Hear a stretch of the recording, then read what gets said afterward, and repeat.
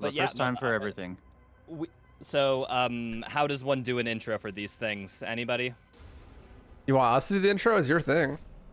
It's You invited us. wait, does that mean I'm legally required to give the intro? Is that how it works? Yes, I believe so.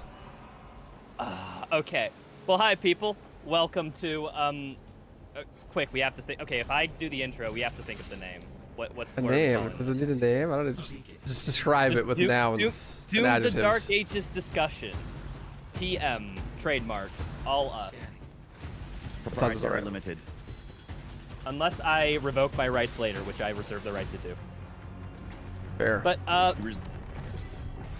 no, but there's a new Doom game that came out, and I figured it would just be super fun because last I checked, we have Allu, who's speedrunner, challenge runner, Maynarde, speedrunner, challenge runner. Oh, Waifu, speedrunner, challenge runner, and then there's me. And I don't know, I feel like people just don't hear from us, and I figured it'd be cool to like go and talk about all things Doom from the challenge speedrunner perspective. You know, thoughts on it casually. Maybe branch into what we think challenge runs and speedruns look like at this. Allu and I know we both completed a challenge run already.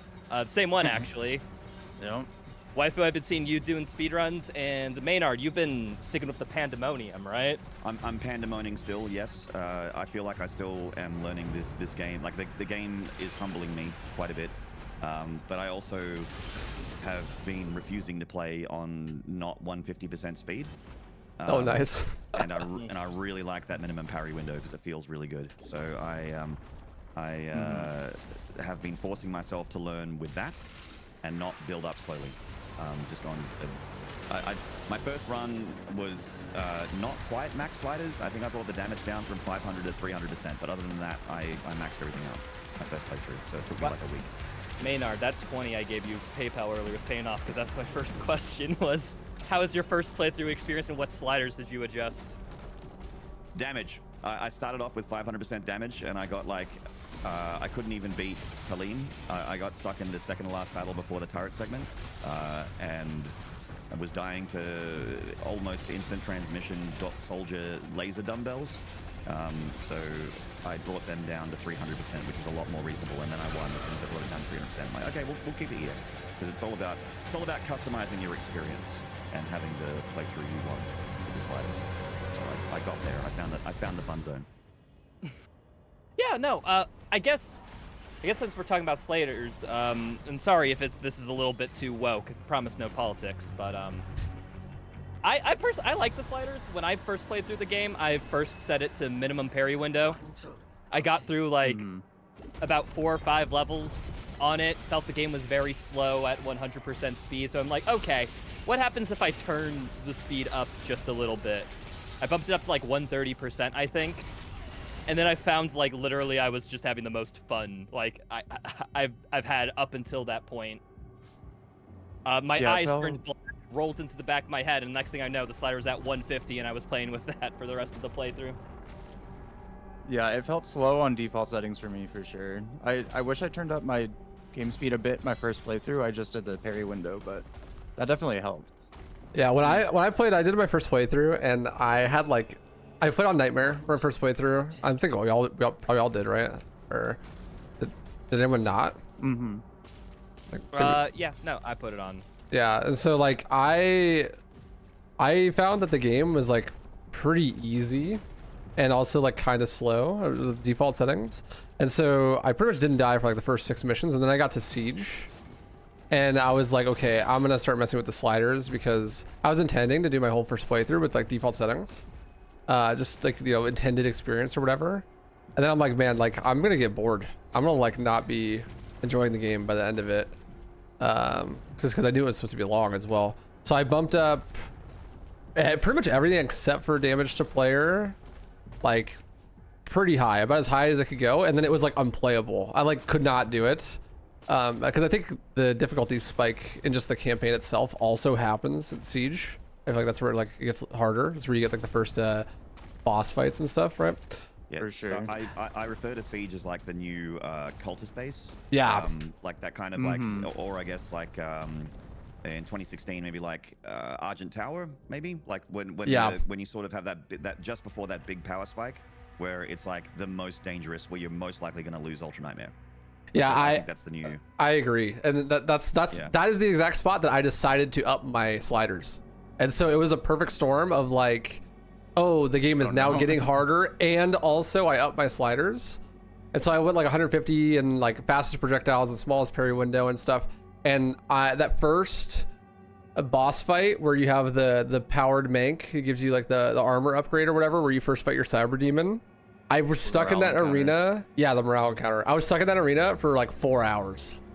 I swear. They're tough. Yeah, and that was like, that arena is where I bumped up all my settings. And I decided like, I was like, okay, I like projectile speed. I like parry window, because I didn't feel like I was missing parries and stuff as much. But then I bumped my speed down to 130, and that was like perfect. As soon as I beat that encounter at 130, the whole rest of the game felt like really well balanced, and like I was like playing in a really fun way. Like I found the fun zone, but it took me like 4 hours on that common encounter to like relearn how to play the game at those higher settings, and then like really find the fun again. Because I actually noticed that when I was playing on default settings, the game was so easy that I could just not engage in some of the mechanics. Like I could just like fight the cyber demon and like not parry and not care about certain things, even on Nightmare, because I just wouldn't get punished for it, because the default settings were like too easy. And then I had to completely relearn the game, basically from scratch in that arena, because of like turning up all the settings. I wonder if any of you guys had a similar experience where like you feel like you learned to play the game like completely differently after you up the settings at all. Yeah. Oh, I definitely had that. Yeah, no, Allu and I were actually explicitly talking about this as we were in the call before y'all showed up. We did the same challenge run of picking all those sliders and what happens if you play the game if you make them the most difficult option for every single one. Mm-hmm. And Allu, do you know how long that took you to beat? Well, I did it. The only difference between ours is that I did 100% for my whole file. Yeah. But it was still 45 to 50 hours for the run. Yeah, I didn't do complete 100% for it, and I got around a 50-hour final time for. I did 100%, and I think it was about 50 hours as well. I think. Jeez. It took me a week, and I did not do short streams. They were like 7-8 hour streams. That's gnarly. Same. That is gnarly. I did not do that at all. I just did my first playthrough at like most things max except for speed 130, and I didn't touch damage. That's the right way to do it. I think that's the right way to do it. I'm just mentally ill. I don't think Allu is. I think Allu's just a juicer. No, I'm with you there. I ended levels and it said 99%, and I'm like, shit, Chad, I'm so sorry. Even though that level took me like 4 hours, we're replaying it. So, oh God. I'd go back in. And then I didn't realize that you could basically Mega Man exit until someone in chat told me that you can like get the thing you missed and then just quit to menu and then it's 100%. Because I had to get told that too. Level. Yeah. I did not know that. I just learned that just now. I could have saved hours. So. At least we have that.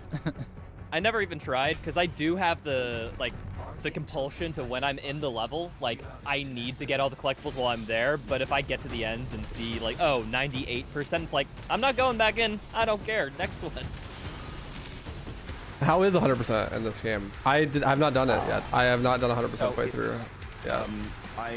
I just have this loot goblin thing. I just love completing shit. It's like all of my runs that I've done in 2016 and Eternal are usually 100% runs, because I just love the feeling of collecting stuff and clearing a map completely. You know, like even when I played Metroidvanias and you'd have those giant maps, there'd be like that one corner of that one room that's still blacked out. I'm like, nah, I gotta jump up there, so that's a full room, you know. Like I just I'm like the same way. It's that kind of completionist brain. And 100% in this game is it's definitely like I keep wanting to use the word slog, but I think slog is unfair because it implies that I didn't have fun, like it was a chore. But it's definitely like very I don't know, finicky. Like you can miss one gold, you know. Yeah. That looks brutal. About like the individual gold pieces being tracked. Now yeah, it's not just like creator suit tokens and like you know and like level up upgrades. You know, it's not like health and armor and ammo and that kind of thing. It's like gold, rubies, wraith stones, and all that plus the mission challenges, which are thankfully really easy to do in this Doom. The mission challenges, they're not like, you know, glory kill this demon, which there is only one of from behind. Oh god, those challenges in Eternal are so bad. While 90% of the way through the game, don't fuck it up, otherwise 100% invalid. Yeah, that one. Yeah, Allu definitely knows this, but there is one challenge that is only one challenge that's like that, and I think that's the 2 Barons at the last mission of the game. You have to kill them within 5 seconds. That one is on maximum sliders. We also had the other restriction of not using the BFC. So doing that on max sliders without BFC, killing 2 Barons within 5 seconds is not easy. That sounds awful. Yeah, it's pretty awful. And it's the only spot in the whole level too where you can get it. There's not like another opportunity later, so. Yeah. Yeah, so And those didn't escape. It does exist. There's only one of them. There's not like 3 of them like there are in Eternal, right? Yeah, I didn't do 100% completion because I felt, I don't know, there's some critiques I have of like the game's gameplay loop and stuff, and I feel like a lot of those things kind of blend together, like the same criticism applies to multiple different things. And like I was talking earlier about it kind of just being like really easy on default settings, especially like pretty earlier on. And I think that it feeds into that, where like you get really punished for trying to switch weapons.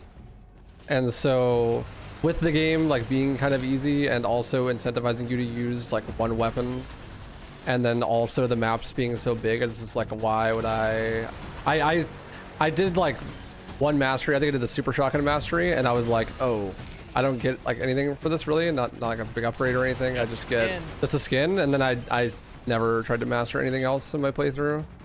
It's just like, why bother, you know? Yeah, I guess since we're talking like game quality wise, I'm pretty sure you guys who have streamed have had this question, so I figure it's the obvious one to ask. 2016, Eternal, Dark Ages. What's the right order? There's gonna be some opinions on that one. Yes, already into hot takes. And there's one correct opinion. There's one correct opinion. Okay, so for me personally, and I have a lot of friends. Well, by a lot of friends I mean 2, which is 2 more than that's a lot for me. Who believe that 2016 is the GOAT, and there is nothing replacing 2016. Eternal didn't land anywhere near as much as 2016 did. I, however, am of the opinion that Eternal is the GOAT. That's number 1 for me. And Dark Ages for me, I'm pretty sure it isn't recency bias, because I actually feel like it's a super polished, really, really, really fun game the whole way through. I know it was nearly 9 years ago since 2016 came out, and I definitely really enjoyed it when I first played it, but this game really landed for me. So it's number 2, which means obviously 2016 is 3 for me. So why do you hate 2016? Because I really dislike the world record holder in Ultra Nightmare 100%. Fair. Actually, if that's your reason, I can't even fight with that. It's just true. Uh-oh, drama. No, it's one of those things. I always bring it up as my example is like Dark Souls 2, all right? So Dark Souls 2 is a game that people like to shit on, and people like to say that it's a terrible game, but I actually think it's a great game, but it is my least favorite Souls game. Does that mean it's bad? No. It just means that I like all the other ones more than that, and it's the same with 2016. I think 2016 is fucking awesome. I've played it for 1,500 hours. I'll play it for probably another 1,500 hours. I will keep playing it till the day I die because I fucking love that game, but I just like the other ones more at the moment. And I mean, and by at the moment I mean maybe Dark Ages moves around, but Eternal's not moving. Eternal's number 1 for me. That's fair. It's kind of like how people say that the Beatles are underrated, but they're the most famous band in the history of ever, so... Who the fuck is saying the Beatles are literally underrated? who? Yeah, what? Raitro to make it up a person. But it's, okay, some people say that the Beatles are so good that, they're the most popular band, but they should be even more popular because they're just that good. That's wild. They're wrong. Hey, those people exist. Those people think the 2016 is the best well too. For a band, they surprisingly don't have that big of a discography, the Beatles. So it's pretty amazing what they've done with the, that is true, relatively short career they had. Yeah. Speaking of short careers, Allu. That segue didn't make sense. Okay, bud. All right. I would say, I've been saying I will always like 2016 more. I think I appreciated the just overall as a game. Like I think gameplay like peak gameplay, I think Eternal is probably still up there for me. But I've got a spot in my heart for 2016. I loved the cinematic presentation of the game. I do think I love 2016 has the strongest, most coherent story. Yes. I do feel that about 2016. Well, still. yeah. I agree with that 100%. And I don't know. It's just a personal favorite. I love 2016, but I will say that Eternal's gameplay is, I'd say it's above. And Dark Ages is really growing on me. At first, I put it lower than all three of them just overall, but I don't know. It's kind of pushing up for me.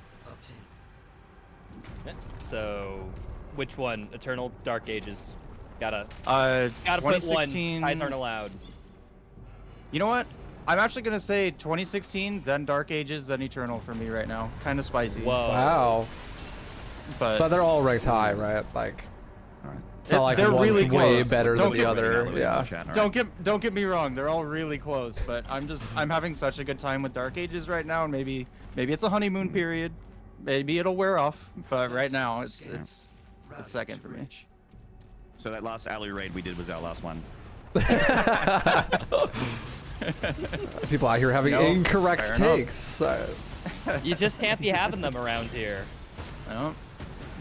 Nah, you're right. It's valid. You are valid, Allu. I think that, yeah, I think that's valid. For myself, we gotta have Raitro go last since he's the host. But for myself, personally, Eternal's the GOAT for sure. I think it's like top 10 best games ever made. So it's in context of that statement is the other games, right? Like, just because the other games are like lower on my personal ranking does not mean that they're bad by any means, right? Like, you're comparing it to one of the best games of all time, in my opinion.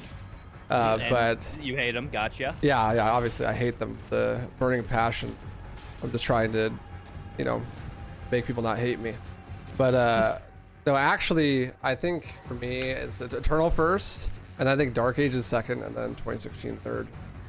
I originally put 2016 above Dark Ages when I did my first playthrough, because I was like, man, these mech and dragon sections make this game like a 7.5 out of 10.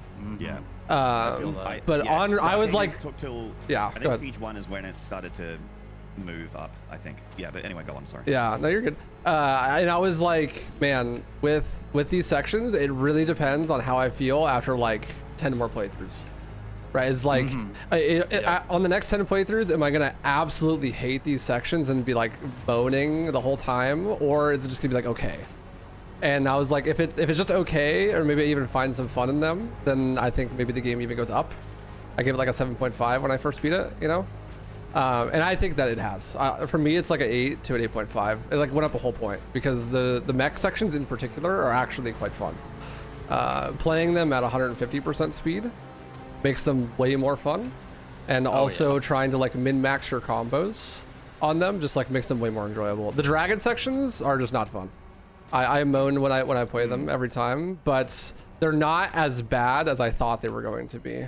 And like everything else I think is super solid, you know, and those were like the key factors, right? Like, and for me it's like 2016 is like an 8 out of 10, Dark Ages is like an 8.5, and Eternal's a 10, right? Like those are all like really close to each other. But for me, the mech and the dragon sections bring it down, and then also like just, I don't know, overall cohesion, I feel like. So what about you, Raitro? I agree with that. Okay, I probably have the hottest take out of everyone, gonna be real, looking so forward I'm to glad this. I'm last. Alright, here we So, if we're I like to judge games by two metrics, so I guess I'll just give both answers. The first one's fun factor, just like what's the raw enjoyment I think I have playing a game. In that one, I think I give it to Dark Ages at number 1. I mean this with the context that Bullet Hell was like my favorite arcade games like back in the day, and my parents were big arcade game nerds. The little restaurant in the town I worked at had like a little arcade machine of this game called like 1943 or something. It was like a fighter plane game, Bullet Hell. We play that all the time. So in this game is just Bullet Hell as well as just being a Doom game, an arena shooter. It's like all that overstimulation with the projectiles flying everywhere just caters to my like I guess, I don't know, my need to be overstimulated in a way that hits just right. So I'd put that at 1.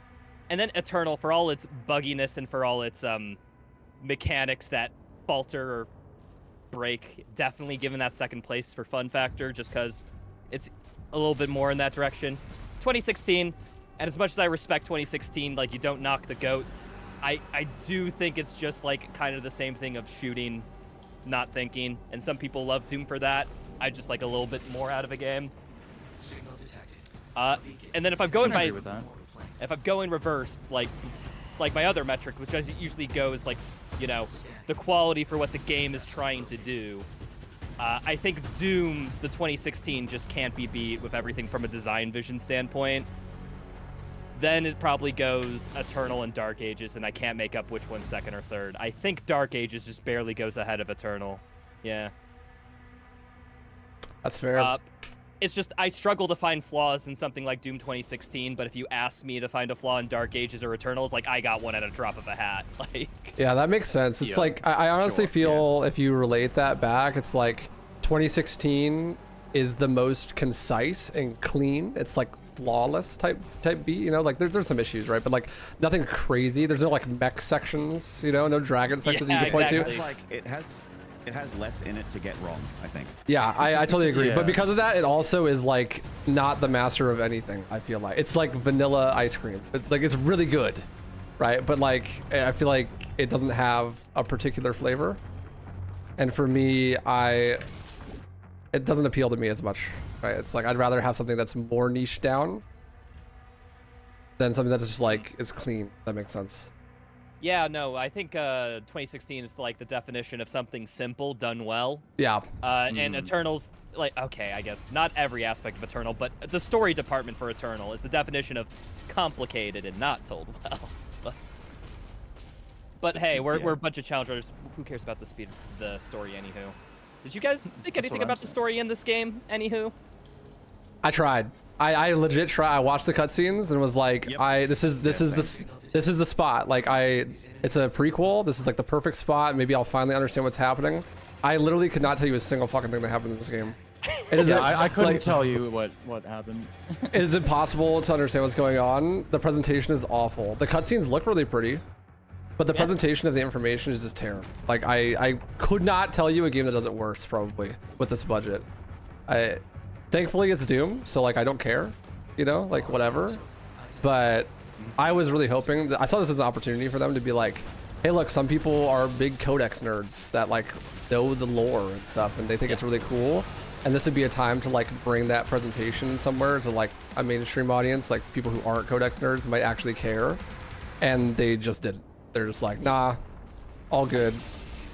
I feel like with the story, the prequel is an excellent time to like fill in some of the gaps, but I don't think that story-wise they filled in any gaps or explained anything, or they actually just added a bunch of new stuff. Yeah. You know what I mean? So like, I feel like at the end of Eternal there was already so many things to be like, oh wow, that's a lot. Like there's a lot of new characters here. There's a lot of new names given to things that we only knew.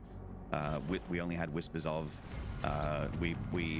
Suddenly there's you know, the divinity machine is discussed and shown to you and all sort of stuff, and ancient gods really like goes to 11 really quickly to a point where I really think they blew their wad with the tag storyline, ancient god storyline, and then Dark Ages. I don't know, like the Slayer's Testaments from 2016, right? Like that's what Hugo said. Dark Ages is meant to be story-wise. But I don't remember Commander Thera and King Novik and like that kind of thing from those. And all of it's cool. I guess the makers were sort of shown in Eternal first, and then actually given like some stage time in the Dark Ages, besides like the Khan Maker and the drones that you headshot for restacks. What are you talking about? Samuel Hayden, who is like what, Archangel, like second hands to God, basically. He's in 2016.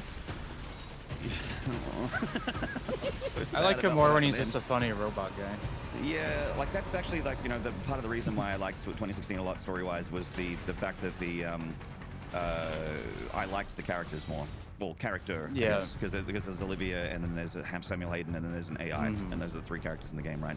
But Samuel Hayden, like, I kind of like, he's obviously he's fully unhinged. He's like Thanos, right? Like he's trying to solve an extreme problem very extremely. He's going further beyond than other people would have the stomach for, and you can kind of get it when a villain's like that. You're like, I disagree with you, but you know, I kind of understand why you're doing this crazy thing. That's what I was like with Samuel Hayden. Yeah. I will say, I don't know what the fuck anyone's doing in Eternal. No one does. And Dark Ages is very much like, we have a MacGuffin. The Heart of Argent is a new thing. We've just introduced it in this game. It's a MacGuffin. It's literally what it is. The definition of MacGuffin is what this is. It's an object that serves no purpose other than just to move the story along. And it's something that turns powerful guy into God guy because he just wants to be the most powerful guy because he's threatened by the Slayer because everyone is. And that's the story. Yeah, I don't know. I enjoy summer blockbusters and dumb superhero movies. Like I actually find summer blockbusters and action movies like Jason Statham movies, shit like that. I have fun with those. So I had fun with the Doom the Dark Ages story, just enjoying the flashing lights and explosions and the very like. Prince Arscrack literally says, he literally says, "I'll show you true power." And I'm like, all right, this is like straight out of like comic books and stuff, which is fine. I like comic books. I think that's what it's meant to be as well. Yeah, I think that's it what feels they like intended. Yeah. It feels like over the. They nailed it. Like, but I've been checked out of the story for years. Is basically the TLDR. Same. Ass-Crack feels like what, overly edgy villain for who's overly edgy because like he his just design. needs to be. I think he looks awesome. Yeah, it looks really cool. Looks like Devil May Cry Baby on the second one. I really wish Arscrack was the final, was like in tag. I wish they didn't bring in the Dark Lord. They just had like a guy like Arscrack. You know what I mean? I feel like the Dark Lord needed to be bigger than that. Oh, if we're comparing final bosses, I think like this Ass-Crack's way better than Dark Lord. Not anything benefit towards Ass-Crack, but no, Dark Lord's that low. The fight's definitely better. The fight's definitely better, 100%. I don't know. I feel like. Go ahead. Yeah, I just want to say that I think this game, because there's many ways you can judge stories.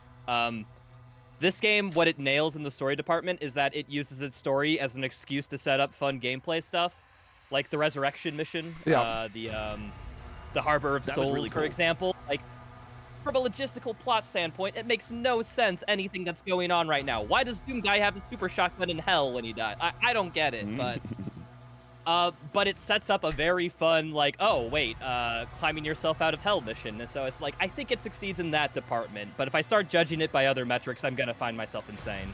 Yeah, to me it just feels like the presentation itself is the biggest thing that suffers. It's like, even the stuff that happens on paper in it is like really cool.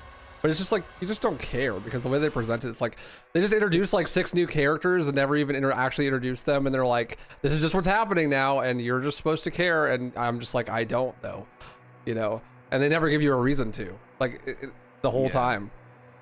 I mean, as a stretch, they did kind of give you more information on the wraiths, which is something I don't remember seeing since like the end of 2016. You know, there's things you stab in the orb in their chest and then you unlock the gateway to the final boss. And I guess Argent d'Nor is also like not hellified yet. That's something that's kind of like shown in the Dark Ages. It's kind of expands on lore a bit. But it really, like, and Eternal had this as well, where I really felt like in 2016 it made sense when you were going from one level to another. Like, it felt like you were progressing through something, but you need to follow Olivia into hell, so you're finding a thing that can get you there, and that kind of thing. In 2016 is an example. In Eternal and in the Dark Ages, it really felt like we're here now. Now we're here now, and now we're here now, and now we're here now, and it felt like why are we here? How did we get here? And it's an excuse to put these really cool, like these really, really, really incredibly designed environments and set pieces, just kind of like. They could have been in a lot of different orders. Say what you want about 2016. There is never like a string of missions where the whole reason you're there is because the villain's having a plot critical conversation and you're attacking them, and then they just go, "No, we're not fighting," and then you're on to the next thing. Like, yeah, that's so true.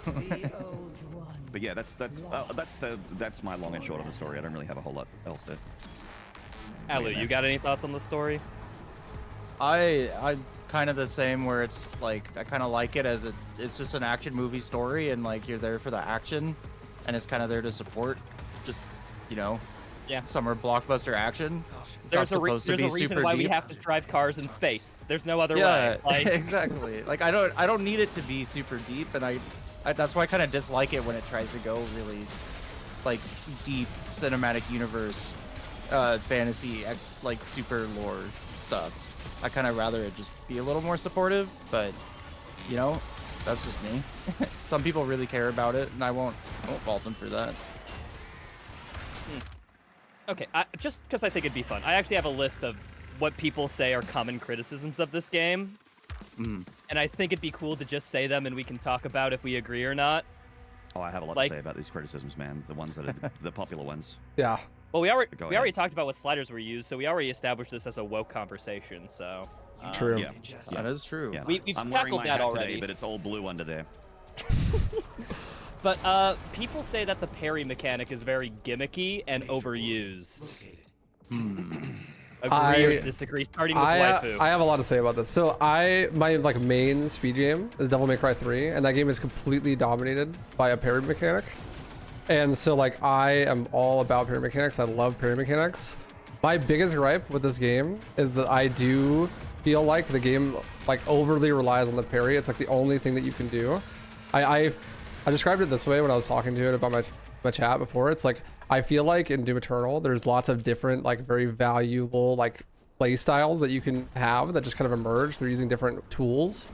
And in Dark Ages you have one play style. Like you can parry, right? And like you can have a bunch of different supporting cast to help your parrying. Like you use the Impaler, or you use the Super Shotgun, or you use the rocket launcher or whatever, but like the core of the gameplay is parrying, and like you just have to do it basically.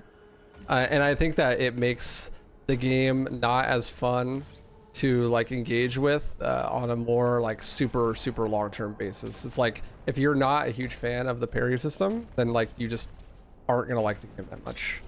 And I also think that the parry system is too easy. Even the hardest slider is way too generous. And I'm pretty sure there's no parry protection at all for spamming. So I think that you could literally just bind it to scroll wheel and just let it go, and you'll never miss a parry. Because I mash parry all the time, and it is like I like never miss parries. The minimum parry window in this game is actually just super generous, even still, like compared to like. And maybe I like to admit that like maybe it's just that I'm like hyper used to them, because like I come from like Devil May Cry 3, or just for like example, in that game the parry is like a optional style that you can use, and the game runs at 60 FPS, and the parry window is 3 frames. So like you're hitting like hundreds of those throughout the game, and you're 3 frames at 60 FPS, like 1/20th of a second. Is a really small window. I feel like this has got to be like 4 to 5 times the size of that. And I think that if it was that small in this game, that it wouldn't be fun. But I also think that as big as it is, it's probably too. And like even just let the slider adjust further. You know, like if they want the core gameplay to be approachable for people that aren't like super good at parry games, that makes sense, right? But like the slider should go further, I feel. Yeah, I do foresee. I wonder what modders are gonna do when they just open up like the console commands and we're like, oh, they're just adjusting this value. Let's make it so that you can expand it between, instead of plus 500%, plus 1,000% or something. But I'm kind of in the opposite point of you, where I like the parry in this, and I think the parry fundamentally in this game is very good. I like it a lot, like how green attacks and only certain attacks you can parry. But I think there's a lot of just BS around it. Like, if I told you what a Hell Surge parry was, do you gentlemen know what a Hell Surge parry is? No, that's really confusing. The two different ones. I think it's just, I took it as being like more like ground slams, but I think it's also some melee attacks, right? Oh, okay. So your shield rune, it triggers whenever you do a ranged Hell Surge attack, which is different than just regular Hell Surge attacks. But basically that'll trigger your shield rune. But for weapons like the mace, where you get melee charges for parrying, like the Dread Mace, for example, gives you an extra charge if you parry a Hell Surge, just a regular Hell Surge attack, not a ranged one. But the game doesn't have any resources to tell you what a Hell Surge attack is. So the only thing that really separates a Hell Surge attack from a regular parryable attack is I'm pretty sure the developer put a tag on what was a Hell Surge and what wasn't, and that's it. Oh, really? Like, there's no other internal logic. I thought it was. See, I tried to use like Cannibal on the rocket launcher, right? And I couldn't figure it out because like it's only specific types of parries, right? And so like, and I could not tell the difference between them. And so I'd like shoot myself with the rocket and die and be like, well, this isn't fun. I'm not doing that anymore, you know? Because from what I tested it a little bit, and from what I could tell, the only thing that's guaranteed a Hell Surge is when you parry an attack and it falters a demon. That seems to be consistently a Hell Surge parry for melees. For ranged Hell Surge melees, I don't know. You just gotta kind of, or excuse me, for ranged Hell Surge attacks, you just gotta parry it and find out. I think most ranged projectiles trigger your shield rune, so I think every ranged is like technically a Hell Surge.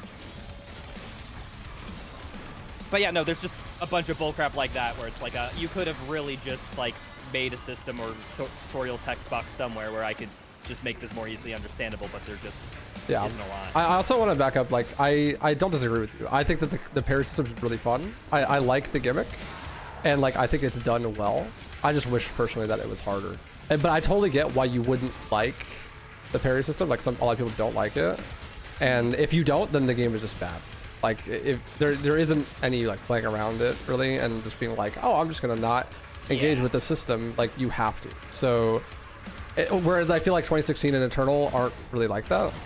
Like you can play in different ways if you don't like one style, you know. But like if you don't like the parry system, you just don't like it. So yeah, the only amount of choice you have in this game when it comes to combat playstyle is what gun you're using. Because you will always be parrying, throwing your shield and stuff if you're trying to do that optimally. Because, in fact, a lot of guns feed back into that system, too, like giving you empowered shots and whatnot. But other than that, it's like, unlike Eternal, where it's just like you have mobility and like what you're doing is defined by your weapon, it's like now your weapon's just like an aspect of it and it's more defined by like augmenting your shield and playstyle more than anything. Yeah. Maynard, you got any thoughts on the parry mechanic? I think that the most important thing for a parry mechanic is for it to feel satisfying. Like I feel like I did a good thing when I pushed the button, right? And a lot of the games that I enjoy the most that have parry mechanics in them have some incredible sound design in them. And I think that like you know the clang in Sekiro, the flash and the sound effect in Lies of P when you parry, for instance, and I think that. The sound effects in Dark Ages are like really fucking spectacular.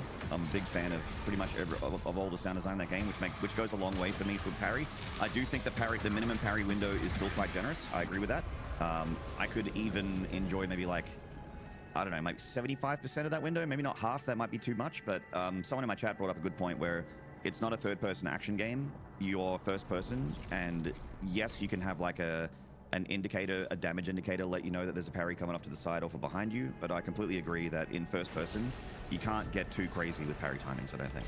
Yeah, I agree with that. That makes perfect sense to me. Especially, on higher speeds with things like the Stone Imp. The Stone Imp is a tough parry on fast speeds. Some of the Battle Knight stuff. The Cyber Demon has like things like the Cyber Demon and the Agadon Hunter have like a good flow to them where you can learn their moveset, and it really feels like you've got a dance going on with those kind of fights. But they're also meant to be like a big one-on-one kind of demon sort of thing. So I do agree as well that this is a game, and I've said it before, like during streams and stuff like that, that this is a game where you there might be a melee only run one day, but there will never be a gun only run in Dark Ages. You need to parry. You need to do it. You need to engage with the shield. You need to use the shield. If you don't like the shield, you won't like this game. And that was my assumption when I first saw the trailers. I'm like, oh, people that don't vibe with the shield are not going to vibe with this game. It's nothing else is going to bring them back in, because it is just so integral to the experience. And I mean, I think that it would be cool to have some extra stuff to do with the parry besides just sending projectiles back and having some like melee charge benefits. I would have liked, we're talking about weapon swap, touching on weapon swapping a little bit before. I would have liked like maybe a weapon swap speed buff when you parry stuff. That'd be amazing. That'd be a phenomenal mechanic. Yeah, like it doesn't necessarily need to be instant, but just like maybe 50% faster. Just being able to like parry something and then during that slowdown switch to another weapon, which would be sick for doing things like stacking shock charges onto a Cyber Demon or an Agadon Hunter, and then you parry him and he's ready for a counterattack, and you could drop You know, then you have player agency. You're like, oh, I could go in for a melee combo with my gauntlet strike, or I could go for a dread mace bonk, and I feel safe to do that now. Or I switch to the super shotgun and give him a point blank, wha-bam, you know, with the boomstick during this parry window. So that during that slowdown, you, the player, get to make a decision. That would be cool. I would like that. But unfortunately, if you switch guns during that slowdown, you will probably die. Not have it out in time. Yeah. What else? I don't know. Honestly, sound design is 50% of it for me. I care so much about sound design and it feeling satisfying and sounding awesome. And the pling plong, ding dong, cling clang of the shields and projectiles is so fucking good. I love it. It does. Agree. It does feel very badass to nail a parry and then have the slow-mo follow up as it's firing back. Like, it does feel well. However, slow-mo's foreshadowing is a narrative device. Allu, what do you think of the parry system?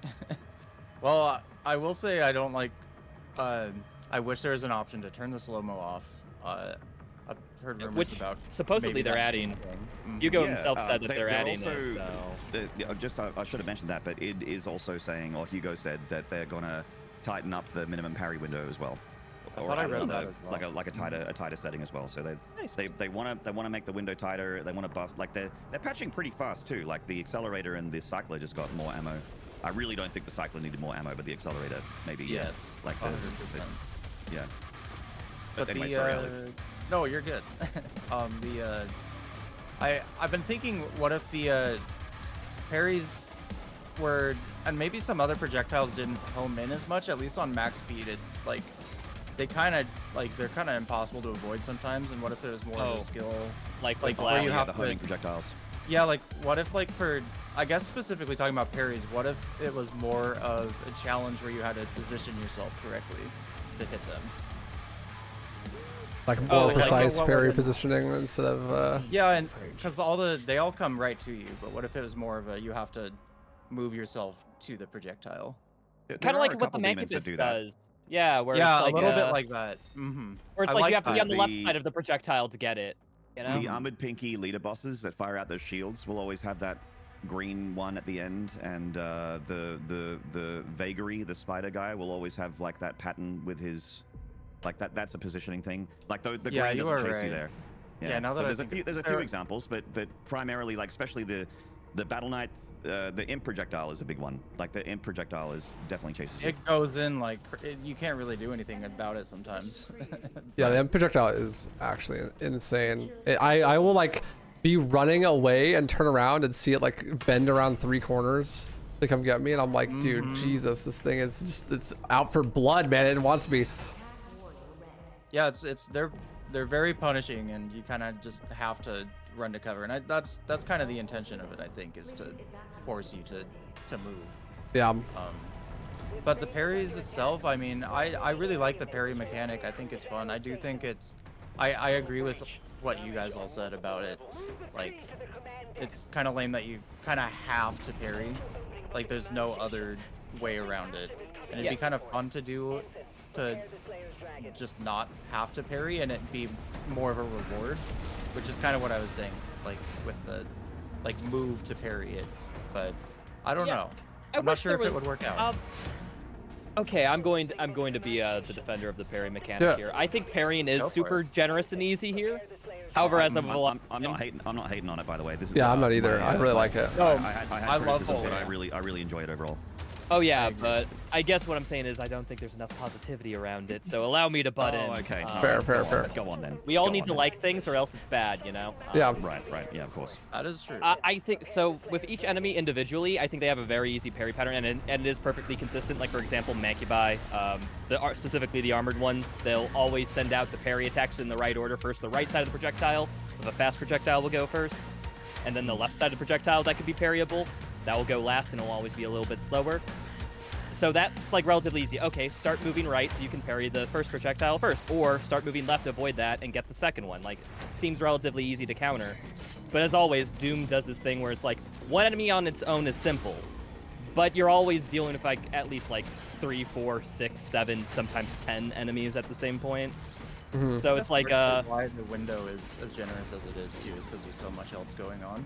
yeah, so it's like in the middle of a clusterfuck of a combat encounter. It's like you can always rely on them doing their patterns so that you can kind of quote unquote like see a veil into the chaos of how to counter it. Yeah, I mean, it makes sense. I much like that aspect, and I think it gets around the how do I put it? Parry being easy. Well, it's just like, oh, well, if it's easy, just make the encounters more complicated to deal with it. And I feel like a lot of the encounters do that, but only like if you're maxing the difficulty sliders just a little bit too high. Like, yeah, I find that it really only the biggest factor for game difficulty on the sliders is game speed. Like, in my opinion, I feel like the jump from 100 to 150 is like way crazier than like projectile speed or anything like that. And it's because it becomes infinitely harder to be situationally aware. So like, yeah, if you're fighting something one-on-one, it's like, oh, it's like a little bit faster, not a big deal, right? But then having to maintain like control over the entire combat arena at the same time while everything is going faster, I feel like that makes it way harder because of that. And so like, I have less grievances with the parry being like kind of easy now that I play almost exclusively at like 150. yeah, Waifu, did you try 150 with projectile speed maxed out? Yeah, that's how I did my. Well, I did my first playthrough at 130 with projectile speed. But stupid. well, only certain projectiles go faster, right? I don't know which ones do though. Allu, you and me, we're special because we both did a max sliders playthrough. Yeah. So, which one do you think? Which slider do you think is the most effective on difficulty? I think it. I mean, partially it's affected by game speed as well, obviously, but the projectile speed, it's got to be projectile speed. And this is like pretty much every other setting you can kind of adjust to. Like, oh, you deal half as much damage. Well, you just shoot the enemies twice as much, and you internalize how much times you have to kill enemies. You know, you adjust to that. Resource values, you know, you have to manage your resources a bit better, but it's something that can be worked around. But the fast projectile speed, there's just it's almost to the point where you just can't react to certain projectiles, and I think that's what makes it ultimately the most impactful. But part of that is game speed, so it's not because they stack, right? So it's like yeah, exactly. So it's not entirely. However, certain attacks and certain projectiles do have max speed though that aren't affected by that. Like, for example, like Makybai, like their just talking about this example, their second shot is always meant to be the slower one, and that will override like the 500%. There are some few exceptions. The one that I think is a sleeper for difficulty, maybe not as influential as game speed but projectile speed, is days duration. If you bump that down to 50%, you either have to be right on top of them to get the glory kill, or memorize the glory kill combos so far in advance that you can just instantly shield bash to them to get it. Yeah, you have to shield bash a lot. Yeah, I don't think I've played on that one. That makes sense also, though. Yeah, resource dropping being at its minimum is also a sleeper for very difficult. Because if you get to 1 health in a combat encounter, you are at 1 health for that entire combat encounter. You don't get any resources back. Yeah. It makes things like the flail not really something you can rely on. Yeah, because that's affected by the resource drop too. So you're basically using fists or the dread mace just for damage purposes. So 150 speed compounds like enemy aggression as well, right? Like it's everything. Enemy aggression is also the game runs faster effectively. So you move faster, enemies move faster. Even the voice lines are faster. That's true. They patched that. First day patch addressed that. Thank goodness. The version I'm running on does not patch it. Yeah. Really? No, I haven't had it patched. It's still fast for me. Yeah, same. It's regular for me when I finished my first playthrough. Huh. I've definitely had some. I've definitely had some voice lines still sped up. I guess they're rolling the patches region locked or something. I don't know. They always forget about Australia. Those ones. Unless people want to talk more sliders, I was wondering what everyone thought of the constant slow-mo that is this game. I hate it. I think it's a negative overall, from what I get. I get it. I would like to try it without it because I have a feeling I would like it more if it wasn't there. But I get why it's there. It's to basically give you that half a second to think about what to do next. Yeah, it makes sense. But it is very like especially when you're in like a really big combat encounter and there's more enemies in the combat encounters than any other Doom in this game. Just constant so slow-mo you're doing the a whole lot. time. Yeah, Like, you're doing a lot. Yeah, I'd say it's very weird on the pacing because like I'm like aggressive full in, just want to keep tearing, and then it's just like oh, parry, half a second of slow-mo. Okay. Oh, well, there's another parry because it's Dark Ages. Oh, another half a second. It feels like over the encounter, it's like I'm just, how many seconds am I losing? This like split-second cool factor thing, and I feel like it's just a bit too much. It also gets like a little screwy when I think these enemies have combos. Sometimes you have to parry multiple attacks in a row for select enemies. If you miss the first attack, you don't get the slow-mo. So the parry to when to pull up your shield for the second attack changes depending on if you parry the first one, which honestly like can trip me up. It tripped me a bunch during the casual. that's where I die the most, is when I like have an enemy attack me and I miss the first parry, and then I just miss the next like 3 because my internal timing is completely fucked because I'm so used to just parrying a bunch in a row. Yeah. No, if you miss the red statues at the beginning of Azrak Part 3, that really throws you off on 150% speed, as well as missing like the first of a Baron combo. Like, it's really hard to recover from that if you mess up. Yeah, I'm not a huge fan. I think that I get why it's in the game. It's like the same thing I feel about the what's it called, the parry window being like so generous. It's like it makes sense. It's a complicated, like really technical game that they're trying to make as accessible as possible to people that like maybe don't play this kind of game like a lot, you know. And if you don't have that slow-mo, then it's just going to be going way too fast for most people, even at like normal speed, just because parry timing in general is hard. It's also a result of taking out glory kills, right? Well, I mean, the glory kills are still technically in there, but like They're more situational, yeah. Yeah, like, and imagine if this game had glory kills as well, how like pace breaking it would be. Yeah, no, I can understand why they just completely dropped it, because like imagine if you have to stop doing animation after nearly every enemy killed. Like, how many enemies are here? Oh boy, that's a lot. I think I remember in MMA Pro wants to talk about whiplashes, specifically whiplashes. Their Parrying projectile and fast speeds and go on. Yeah, the projectile tracking is just way too good on their attacks, honestly. Like, I think that like 3 shield attack they send you with the third one's the parryable. It's like if you step to the side and you think like it's just gonna whiz past you, no, you're dead. It'll hit you instantly. Yeah. I find the like its 2-hit combo that it does is I almost never get it right. I was, but dude, that was like what, after 70 hours of playtime. Like, yeah. I didn't realize until like a couple days ago, like relatively embarrassingly very recently, that they are kind of they're not invulnerable to guns, but you can't shield bash them and you can't like melee them when they're slithering around. Yeah, it's when they're so slithering, bad. they are immune from anything that has any tracking capability. I really don't like the thing that happens with them too, is you can throw a shield at them and it technically gets stuck to them, but they follow through with an animation first, and then they freeze. There's a couple enemies that can do that. I think Arachnotrons can do it too sometimes. It's like you're really reliant on using the shield to stun enemies so you can actually kill them, but then sometimes it's just like nope, there's no stun here. They're just gonna hit you first and then stun. It's really weird. Honestly, I think it's a bug. I wouldn't be surprised. Yeah. And speaking of a similar interaction from, I saw you encounter this earlier, the Kako demons being invincible but not showing it. Yep. Yeah, that's a big one. Makes dealing with every single Kako demon just a little... I'm still learning the game. Is that the reason why I throw my shield at those fuckers and it doesn't get stuck in them? Yes. They're in like invulnerability. Motherfucker, because I'm like, is this meant to be happening? Is this happening? What's happening right now? Yeah, their attack and vulnerability, you know how they get that like electric shield on their face, is triggering early before you visually see it.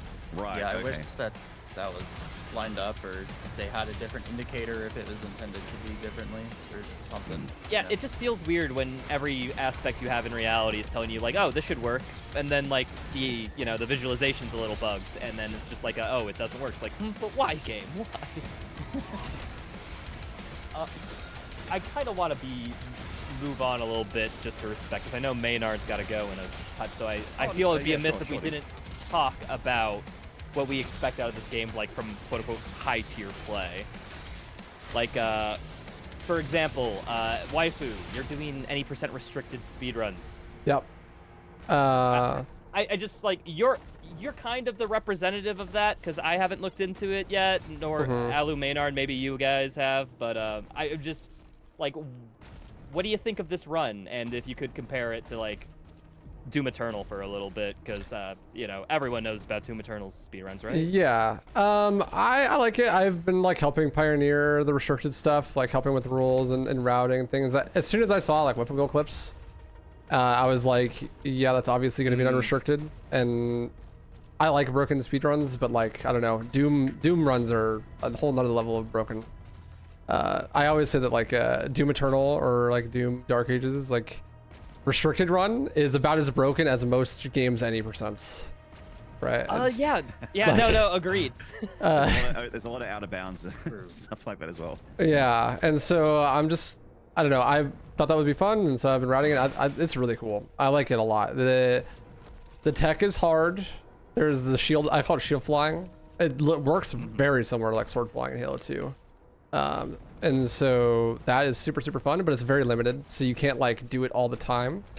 I think the biggest downside to it is that, well, so like if people don't know, if you tap right click to aim the shield, on the way out of the shield, you can then like press the shield dash, and it'll like cancel. So you can get a bunch of speed and then not actually hit the enemy and like keep the momentum. Yeah, shield bash canceling. Yeah, shield bash canceling. It works almost exclusively when you're at higher elevation to enemies though, and you don't have a double jump in this game, so it makes it like really, really limited. So it's not really something that you're gonna do like in combat, like in Doom Eternal. You have like meat hook yeeting and stuff. Like that's something that you could just kind of do in the middle of combat. But this is like way more prescriptive. You like need to know ahead of time, like, okay, I'm gonna do it off of this enemy when I get to this spot, and then I'm trying to go here, because like you don't have air control and that kind of thing. But the run is actually shaping up to be really, really fun, I think. It's good pacing. Good. It's fun to see like lots of new skips and stuff. Like the run is getting shorter and shorter. My biggest concern, my number one concern, was that the run was gonna be too long, because the game is huge. Yeah. The game is ginormous. 100%. We just got our first runs done. Like, we don't even have official rules or anything, but it's clocking people in at over 5 hours at this point. Yeah, and so for me, that's one of the main reasons I'm like, okay, well, the game is more fun at higher speeds, but also like I'm playing 150% speed, because it cuts like an hour and a half off of a run that length. Like that's a huge amount of time. So I definitely agree. When I know I'm gonna pick up 100%, it's just a matter of when. Yeah, but I have it in my mind that like I'm running the game on 150% speed. I don't care. I've experienced this game at too fast a speed, and I like it too much to like touch it on another mode. Yeah, and it's just like, well, like who has the time? Like I'm a full-time content creator, you know, and I'm like, dude, I'm not gonna have time to run that. It's like 5 hours long. Like there's no way. And I think it's just, I don't know. I got the low difficulty under 2 hours like a couple days ago on a 150% speed, and I got a 223 on Nightmare today, and I think like easily it could go. I think that at 150% speed you're looking at like an hour and a half for just any percent, like when it gets really, really fast. But that's still a long run for me. That's like at the top end of runs that I like for length. So I'm like, I don't know, it's really cool, and I like the pacing of it. Thank God the dragon sections are not so bad. Same with the mech section. That's the biggest thing. I was like, these things are gonna drag, but they're really not as bad as I thought. Yeah, thank God they are just literally go to X location, then play as Slayer for a little bit, then go hop back on, go to Y location, play Slayer for a little bit. Thank God for that, because otherwise it would be really, really rough. But I don't know. I like it. I think it's gonna be really cool. Most people have just been doing unrestricted because it's like the hot new thing, right? But I think when people start doing restricted, it'll be cool. Oh, hold on. I think for the people watching, just good example of shield bash cancel tech just appeared on screen. But yeah, it's a really cool tech. I'm really excited. When I was doing any percent, I actually was getting kind of bored, because I felt like the combat was like really, really samey.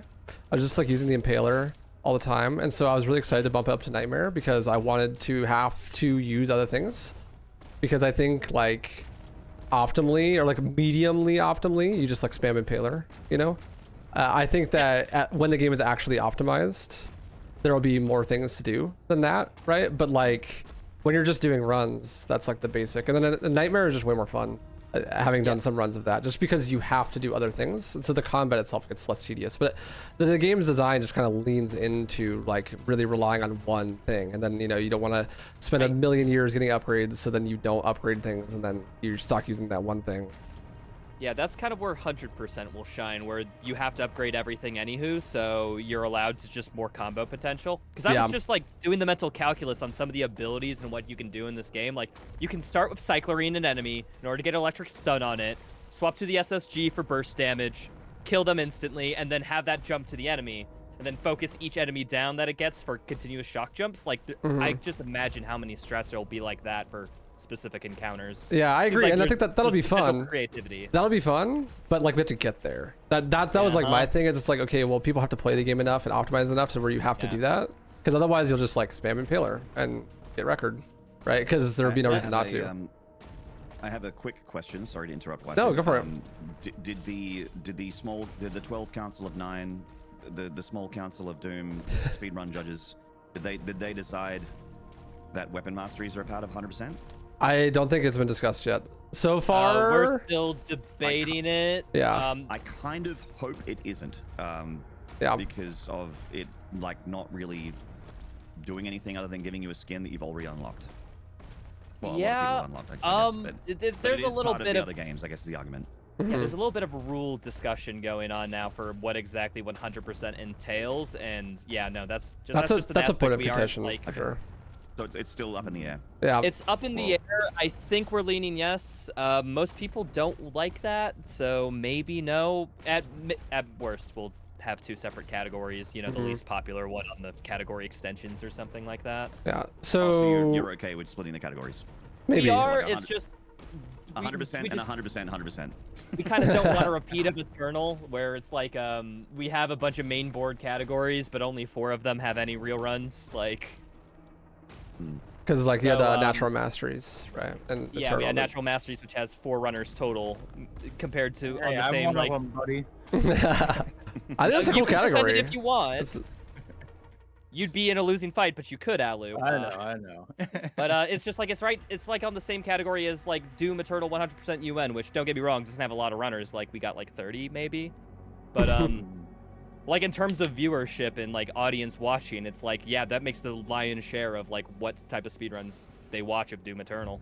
Yeah, it's the most popular stuff. So for people who don't know, like where we're at with the leaderboard and stuff, from my understanding is that, so like 2 days ago, the leaderboard went up, speedrun.com, and it just has any % unrestricted, basically. But there are like subcategories for like 100% speed and altered game speed. So you can play at whatever game speed you want, basically, as like an additional category. And we're talking about a lot of it's like, there are probably preferences. Like it seems like 100% runners will probably all play at 150% just because the run is so long, right? I know, like I'm that guy. That's me. Yeah, that'd be me as well. So like I'm here with you. And we are like currently in the discussions about like what a restricted rule set looks like.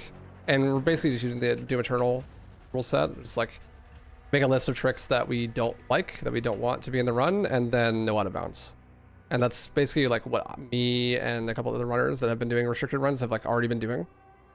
And we've just been hashing out the details of like what exactly that means. So I imagine, I'm not a mod, but I imagine we're like pretty close on dialing that in. And then once you have that, for a little. Yeah. I wish I had Meta, my fellow mod buddy, in here. He could have told me about it. And then after that, I think that the goal is after that, then discuss 100%, right? And yeah. Once we nail those rules down, we'll probably work on any other side categories that people want. Like we need to see if like all collectibles is a good run in this game, for example. Things like that. Max sliders. Max sliders, if we have a sadistic amount of people in the speedrun community, which odds are we're likely to. Also petition just to call it like Nightmare Max. I think that's Omega Nightmare. super mega ultra big nightmare. Yeah, exactly. But yeah, I think the Nightmare run's cool. improvement. I'm excited to see where it goes. I just want to see more people running restricted. I think it's gonna be really, really cool. Yeah, There's no, some really cool restricted levels. run so far. I'm just as watching it in the background as you talk about, like, there's a lot going on, and it's like we are not even at the point of where this is anywhere remotely optimized yet, because we're still like 2 weeks in. It's really exciting, like frontier time, you know, like there's like we haven't built the cities yet. It's all just wild country. Yeah. It even feels like there's, and it's kind of like it's really exciting. I talk about it every day. I just keep bringing it up how like there is a solid argument to be made for any of the weapons. Yeah, I think that'll make like, routing really interesting because there's a lot of like, well, this is good, this is good, this is good, everything's good. So like, except the grenade launcher, but Yeah. everything else you can definitely Hey, argue. But the grenade launcher is good for very skips. useful Yeah. if you're doing the BFC arena without the BFC. Oh, yes, it is actually. I watched Allu do that for a few hours. also It was like watching a lava lamp. It was entrancing. I couldn't look away. Yeah, it was. Run after run. It felt like a lava lamp. It felt like being inside of a lava lamp. that sounds awful. Well, that gun at least has uses because it's like the only gun that gives a boost. So you use it for a ton of skips and restricted. It's like the lifeblood of the stuff. Anytime you're doing a trick that isn't related to shield flying, it's the grenade launcher. So like, even if it's not good as a melee weapon or the actual weapon, like it's gonna be useful. It's the closest thing to the ballista we have in these games. Yeah, and actually there's something I wanted to mention earlier, but I never got around to it. I really like, I never got around to running Nightmare restricted in Eternal because there just felt like the skill ceiling was so high on a Classic that I just never got around to it because I didn't put enough time in. But in Eternal, it felt like there was so much tech in the combat that made it like really engaging to play, even at a low difficulty. That it was like super fun. I didn't have to go up to make the combat not boring. I'm not entirely convinced that'll be the case in this game.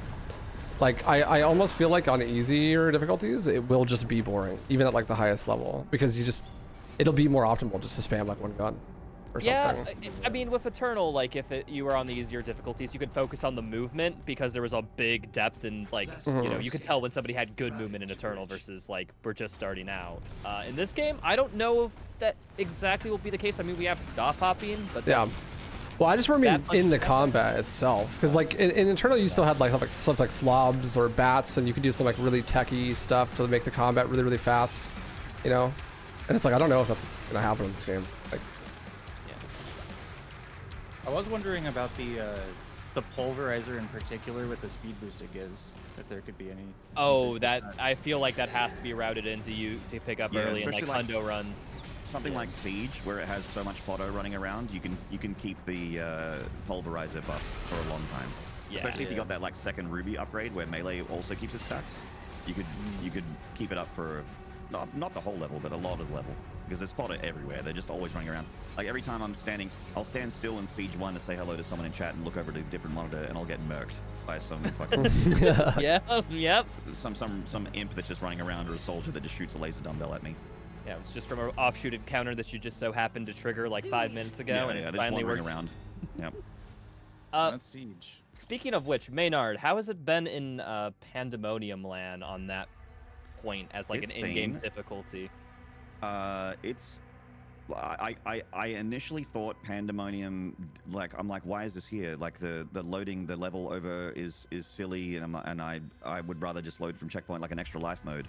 But then I played it. I'm like, oh no, I kind of get it. It definitely is the middle ground between Ultra Nightmare and regular Nightmare or regular game mode. It gets you ready for Ultra Nightmare, I suppose. Like loading over from the beginning of the level is brutal for Siege and like those kind of maps. Like dying on the, like, you know, in the last 20% of the level feels like you might as well restart the whole game. But the biggest problem with Pandemonium is, I'm sure you guys probably know about this bug, where sometimes you finish the level and then it just reloads the level. Like you click on the next level and it'll make you replay the previous level. I don't know if you know oh about man, that. really? I did not know about that. Really? Huh? Yeah, No, I've never Heard about that. Yeah, it happened to Devo. It happened to me, thankfully on Colleen, so I didn't mind replaying that. but it happened at Devo on Siege 1, which is the worst level Oh in the game. my So you God. had that happened to you. So yeah, he had to replay Siege 1 from the start. But no, it wasn't his fault either. He just like held space to go into the next level, and it loaded Siege 1. And he's like, oh wait, like he just realized, oh shit, this is the wrong level. So I don't know what happened there. It might have something to do with the fact that like you can pick a mission from the mission list, and that replays the level and kind of starts you off at the beginning, but it reset the progress. Like it didn't keep the thing. Like normally, if you go back and you redo a mission, it keeps what you've collected, all the gold you've collected, and your weapon upgrades and weapons that you've collected. You keep all that, but it didn't. Wow, So it was just a straight reset. That's brutal. Yeah, it's a brutal bug. Brutal bug. Happened to people in my chat as well. So it's happening to people that are running Pandemonium. So that definitely needs to be fixed. I like it. It makes me like I love the reason why I love Ultra Nightmare so much is it makes me feel like alive until I'm dead. You know, like it feels like the heart rate's a little bit there. You got to concentrate a little bit more. You have to you got to really walk that tightrope between being as fast as possible while also being kind of safe. Like the two opposite ends of the spectrum. You kind of got to ride that line. I love that. Like and it's a good game mode. It's a good game mode. How do you feel think about the fact that you can move everything around in Ultra Nightmare? The sliders, I mean. How do you feel about that? I feel like, because I know there's a skin or something for being Ultra Nightmare, right? There is, yeah. I don't have it yet because I'm not ready for it. Because I'm not going to move. I'm going to do a 150 speed Ultra Nightmare. I'm not ready for it yet.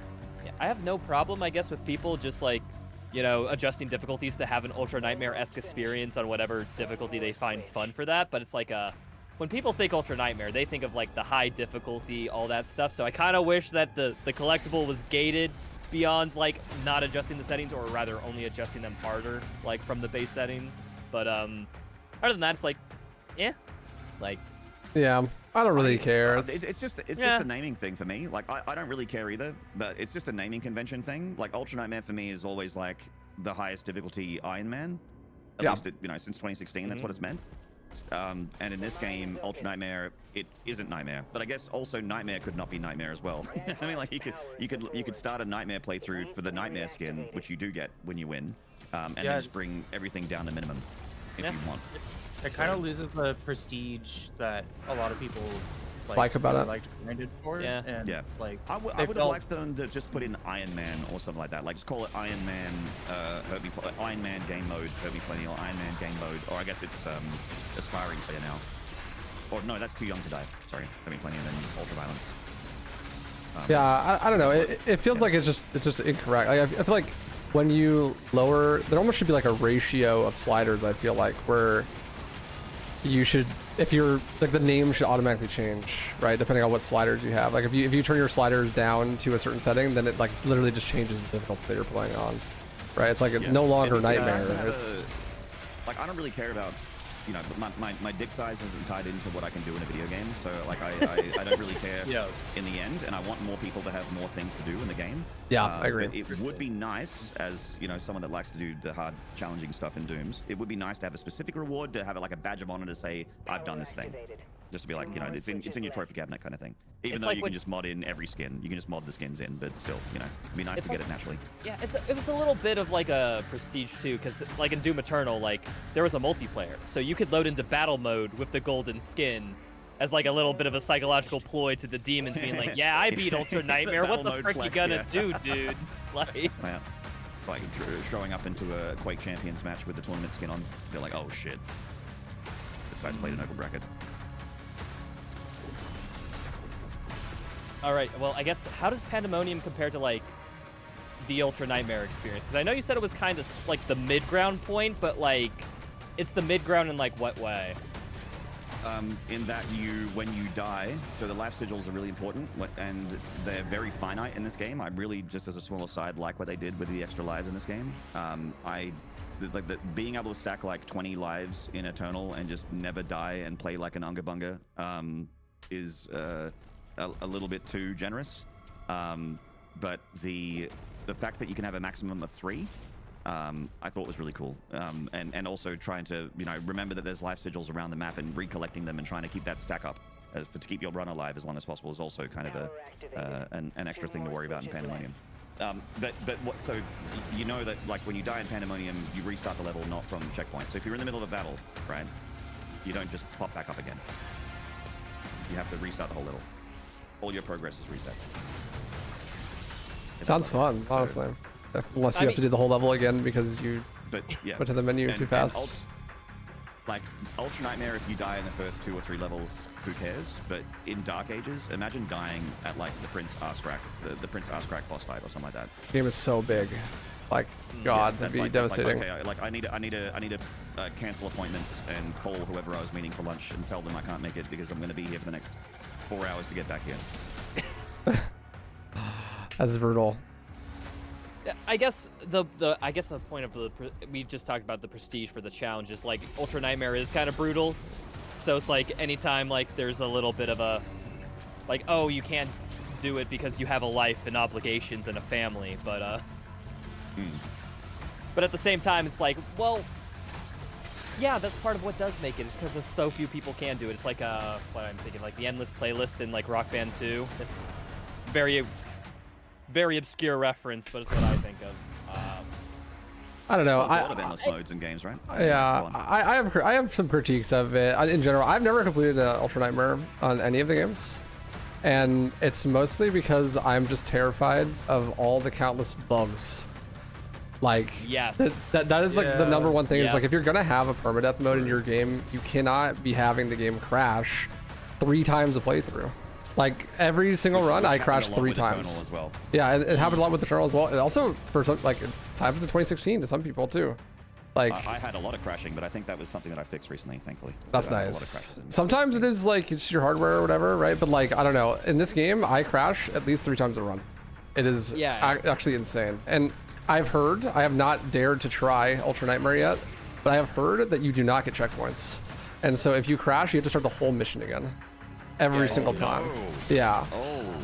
That's we talked about that in the moderation for 100% runs, because imagine 100% UN run, like a speedrunner who's 4 hours in, about to get to the final battle, and then the game crashes and they have to redo all of Harbor of Souls or something like that. Yeah, like, and imagine that happens on like one of the longer levels, like Resurrection or something. It's like, dude, that's like a 15-minute level. Like this. Yeah, like the run's uncontinuable, and there's no good way to save the run, like, period, after that, if on a crash, which just kind of sucks. Which I just think is just bad game design. Just straight up. Like, they know they're published by Bethesda.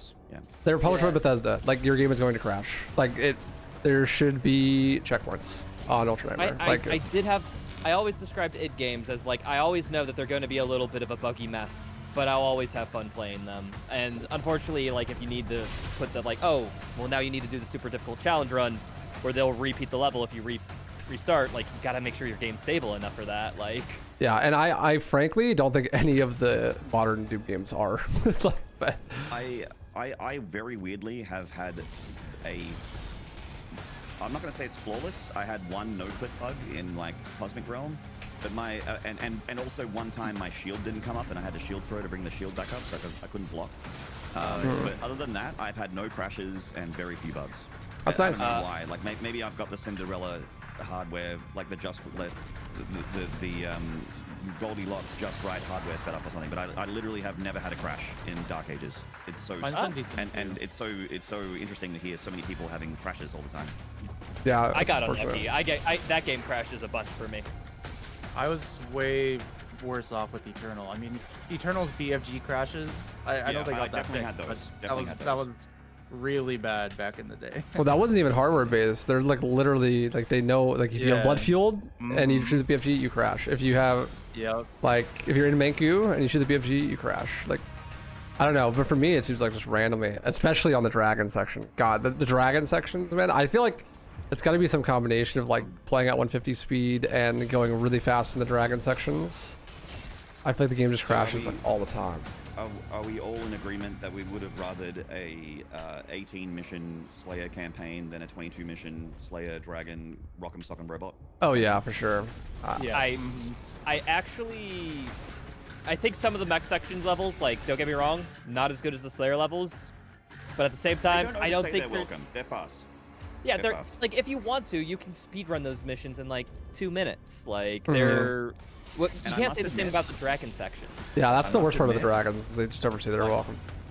The robot segment, like I was a robot segment hater, but that bit where they give me the giant like 30-story fucking shotgun, and you're just left clicking on those big Titan things, and they're getting turned into mist. I'm like, okay, I'm enjoying this a little bit. Yeah, that's the most fun one for sure. I do like the third one where they give you those big shoulder guns. It's like a upgrade to your mech. Mhm. And then Oh, you pick yeah. up the minigun, and it genuinely feels like you've been nerfed because you can't use those big shoulder-mounted guns. Yeah. That's so Yeah, true. the final battle, right? The great Yeah. one. Yeah, that one. Mhm. Yeah.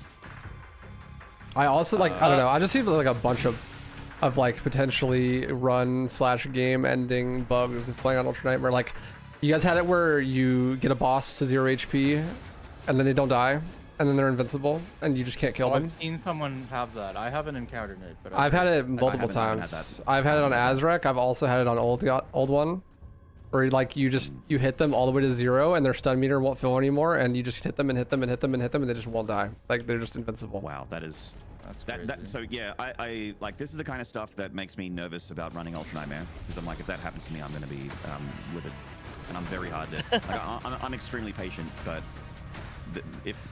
But I'm a 100% guy, so my run's gonna be. Like, Yeah, it's you're not gonna take me be an hour, 5 an hour or hours two to get to- in. Yeah, I'll be Right. 4 or 5 hours. Hopefully at that point it's 4 hours. Yeah, right. Hopefully. Yeah. Hopefully at that point it's sub 5. But yeah, like setting aside a whole stream to get that far and feeling nervous and you got the knees shaking, arm sweaty, mum spaghetti, and then you just can't kill the boss and it's not your fault. Stuff that gets taken away from you that's not your fault feels bad. If I die because I'm dumb or I'm not paying attention, I'm never usually upset about those. But if I lose because of something outside of my control, I'm just like, It's like when you have like tech feeling. issues on It's your spicy. stream or something. It's like, this is not Yeah. even related to what I'm doing, right? yeah, It's like, yeah. I've had the steam keep dropping and I just feel so terrible. And it's like, oh god, I just work.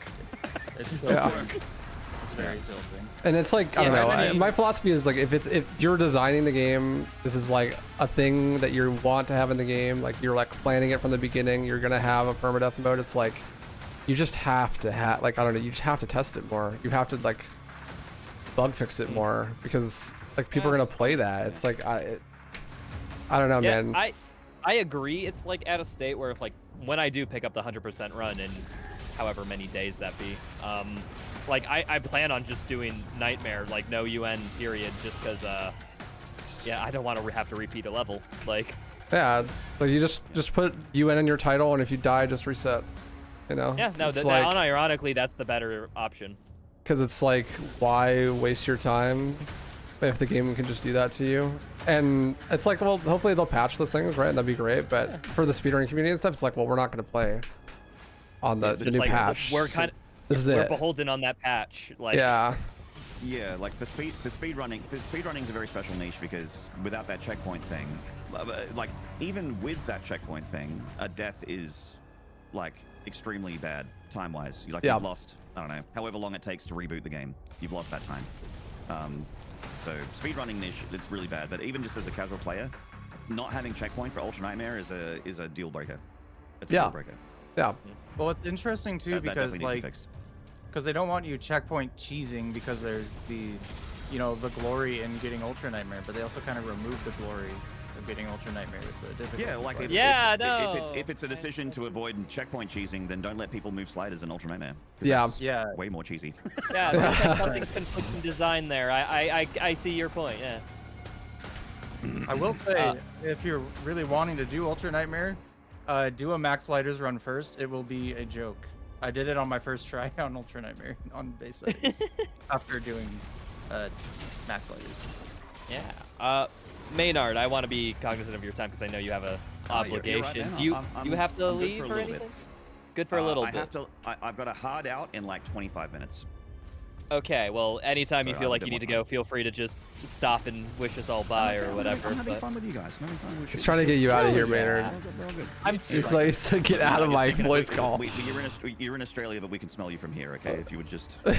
Wow. Okay. Didn't realize my I'm a basement very room clean guy. leaked Even though that I've got, no, look, even though I've got dreadlocks, I'm a very clean guy, I promise. One day we'll meet in person and you'll be pleasantly surprised by how good I smell. I promise, I promise. All right, Allu, I Hello. feel like we can kind of double up here, but we both did max sliders, whatever that entails. Do you want to tell the people what exactly that challenge run is? It's on Nightmare, and every difficulty option slider that makes the game harder is set to the maximum. That's pretty So. much it. So you turned In auto other aim words- on, right? Yeah, that's the hard. You can't shoot barrels then. Makes the game It's harder. not every slider turned to max. It's all the hard sliders turned to max. So did you min out days? Did you minimize days time and all and resources and that sort of Yes. stuff as well? Yep, everything. And yeah, the assisted aim and whatever that other setting is definitely not enabled. Yeah. So the guy in my chat said torture %. Yeah. it sounds Yes. like Yeah, Yes. that's pretty much it. CBT %. It took Allu like 45 to 50 hours to beat that mode, you know, with checkpoint reloads and all that stuff. It took me 50 hours as well. It's honestly CBT simulator at some point. Some encounters are really tough. But my second run was only 14 hours compared to the 45 or 50. So that's how much you kind of improve by the end of the run. Yeah, doing this like so my default run, as a reminder, 150 speed min parry window, and like that was a good enough challenge when I introduced into the game, but once I did max sliders, it's like how to put it, challenge was cranked so hard that it's either you get good or die. And Yeah. I feel like from that I understand so many more intricate things about the game system over that like 50-hour-ish playthrough. No, it's really cool because like you have to lock in and focus on every encounter. Like there's you kind of can't get away with just repeating the same thing or just kind of winging it. Like you gotta like sometimes like critically think about what are your primary targets, where are the fodder, kill the fodder immediately, all the fodder must die before engaging the big guy. Yeah, it's really interesting and it's grown on me a ton. I'd like to ask you guys a question then, for the two of you that did that run. What was the hardest combat encounter in the game? For me, it was definitely the gore nest on the last level, just because I was doing the double baron challenge. I would put it at the last level as well, but I didn't do that challenge because I was just going for the clear. But the first combat encounter in Resurrection, That one's hard. in what's it called? The last level. I always Reckoning. forget the name of it. Yeah. Yeah. The first encounter of that one is really hard, mainly just because it's a group leader cyber demon. Then it's a Komodo with a Kako as the final phase. And Oh, yeah. Komodos with their little random fireball attack. When you die in 2 to 3 hits, that attack is the most scary thing in the frickin' game. Like, easily, because there's no good way of predicting it. If you're not using the BFC, the Komodo is like by far the hardest thing in the run. So any encounter with the Komodo is just the hardest. Really? I That's a I thing. had the hardest time with the last arena on the last level as opposed to the first one, personally. Not the Berserk run through What? section, but Oh. the The one final before, battle up to the ship, yeah. the one with the Vagary champion and the Baron on the last wave. In my opinion, That Vagary, wave. hardest enemy in the game. It's not even Really? close. Yeah. Really? For me, it's not even. Every other enemy is like a cakewalk compared to Vagary.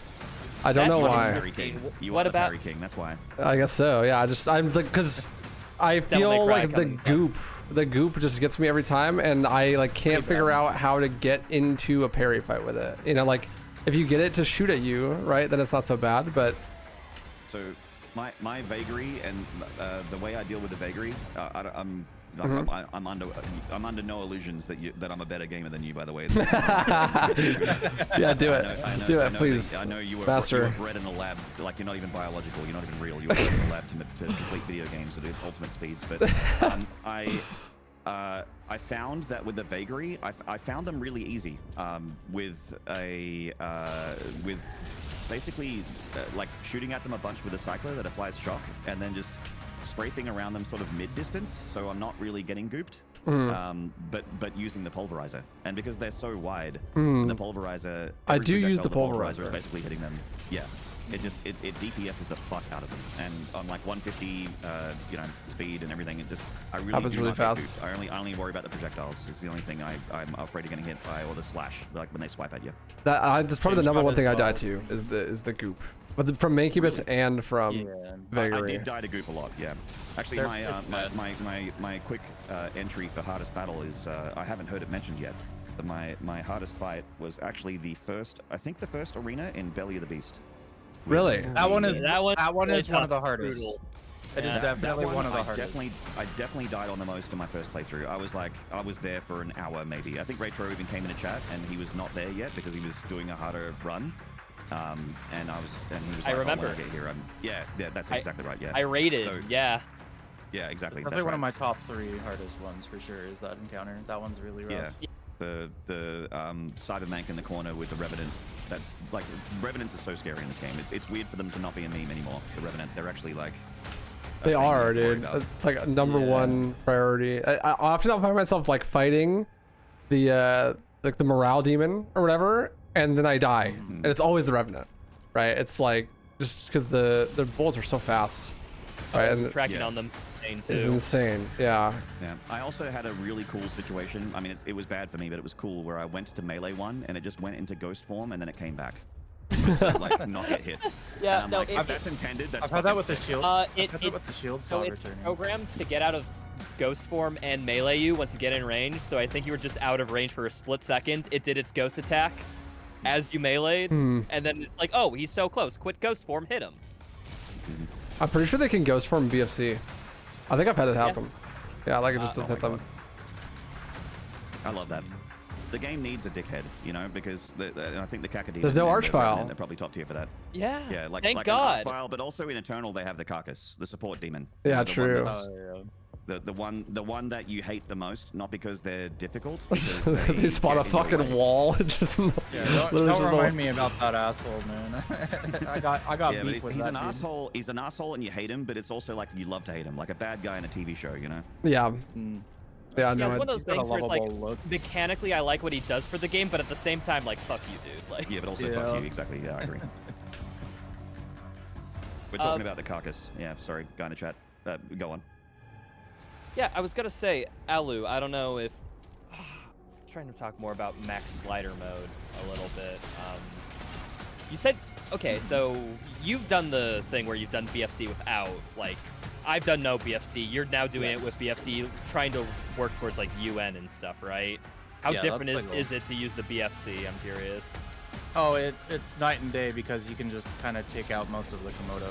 I'm still figuring out a combo to like, I don't know what combo you need to one-shot or like quick combo a Komodo because one BFC still doesn't kill even a regular Komodo, but it definitely helps. And I still have some more routing to do, but just the Komodo is like the one answer on max sliders where it's just like I don't know what to do because the fireballs are just is that what gets Yeah. you the fireballs? Because you can't just block It- them. it's impossible to dodge. It does like AoE damage, and like one of them will break your shield, and then the other will like kill you. Yeah, if you aren't full HP and have shield block, like when mid-range with a Komodo, like you're basically asking to be killed. That's crazy. Yeah, on If it, max didn't have the sliders, gun, if it's- it didn't have the gun, it would be so much easier for sure. Like, oh, it's like shoulder cannon, whatever it is. Yeah, it's parrying his actual melee attacks is fine. It's literally just the fireball cannon. In fact, you kind of want him doing his melee attacks because he can't fire the fireball cannon while he's doing another attack. Makes Yeah, sense. exactly. But doesn't the Komodo and the Agadon Hunter, like one of my favorite things to do is when they're staggered, just get in there with like the Mighty Boot, the combo, like hit them with the Gauntlet combo, the 1, 2, 3. But the Komodo and the Agadon Hunter have this thing where the thing you parry will knock you like the fuck out. Like you'll be smacked up in the air or like smacked back away from them, so you're kind of out of range from that. You got a shield dash to get back in. That the Komodo does that, right? Yeah. I think so. Yeah. Yeah, So I found this little tech. I don't know if you tried it. By the way, I am saying I'm a better gamer than you. No, I'm not gonna get an argument. But the, I'm the least gamery. But He smells I the always best. We I established this don't know earlier. because I haven't tried it But on I this smell enemy better than you because guys for sure, 100%. Even though I have dreads, they go on. I never tried it on Komodos because, like, you know, I was playing max sliders like my last time playing, and if you do that to a Komodo, you just die, like, full stop. But if you shield bash in to like close the distance in melee, I find that like you can squeeze in a lot of your melee combos on those high knockbacks, like Tyrants, for example.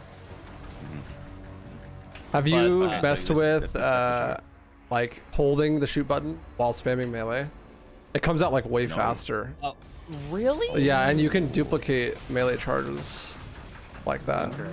Because Wait, it, you can like shoot cancel the melee. yeah, you just Yeah. hold down the shoot button while spamming melee, and sometimes the first one will like come out multiple times. as That's why fast. you get the extra melee then. Yeah. Sometimes. If you just hold the shoot button while you do I it. thought it was like some execution thing where like the demon was technically like in an execution state, so it just played like the melee I animation think over it or that can something. happen as well, but it usually happens like right at the start if you're holding down the shoot button while you do it. Okay, very niche thing, but have y'all noticed like the melee buffer system in this game and how like if you try to do any other action while trying to melee, it just will prioritize melee over everything? Yes. There is a stored input problem for sure as well. Like the whole like don't mash in this game. Even when I feel like I'm not mashing, I swear like there'll be multiple inputs that I'm like, oh, I didn't do that. Yeah. Yeah, feels a little so there's this very weird one. I only figured this out like the last time I played, where if you spam melee, it will buffer that input during the melee animation. Like, for example, the Dread Mace, if you have 2 charges. Like, if you hit melee even once during the first animation, it will for sure always do the second animation. But if you block your shield, that interrupts it, but like only for half a second. So you can get in a quick parry or block for like that half a second, and then it will immediately force you into a melee. Interesting. Yeah, so I think this game does have like a dedicated like animation priority sort of issue where I think how to put it. The intuitive answer just isn't the one they chose. Yeah. Oh, speaking of, I have a similar kind of question. What Yeah. do you guys think about if the shield would always prioritize over whatever you were doing? Like, does it do that currently, or do you feel like, Like, or you feel like you it's- want an how would- interrupt? Like, How would you like the game if it had that? Oh, if it was shield priority over everything else instead of melee. it's like If a it would universal interrupt- cancel, like for everything, Yeah, you like- could shield. Yeah, like you could like if you're like mid weapon fire or something, or you're mid melee Yeah. animation, you can just bring your shield up no matter what you're doing. So the other game, like my main game that I speedrun, Devil May Cry 3, that's how the parry system works in that game, and Yeah. it is fucking busted. And like, Yeah. if this It- game it would had be that, fun. the entire game would be that, because you would cancel like- like every animation.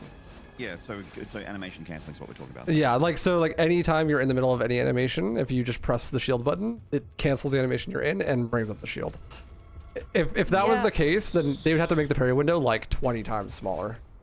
I Yeah, wouldn't because mind it if when you swap weapons, because obviously you're vulnerable when you're swapping weapons. I wouldn't mind it if bringing out the shield canceled. Like it didn't make the weapon come out faster, but it made you switching weapons not happen.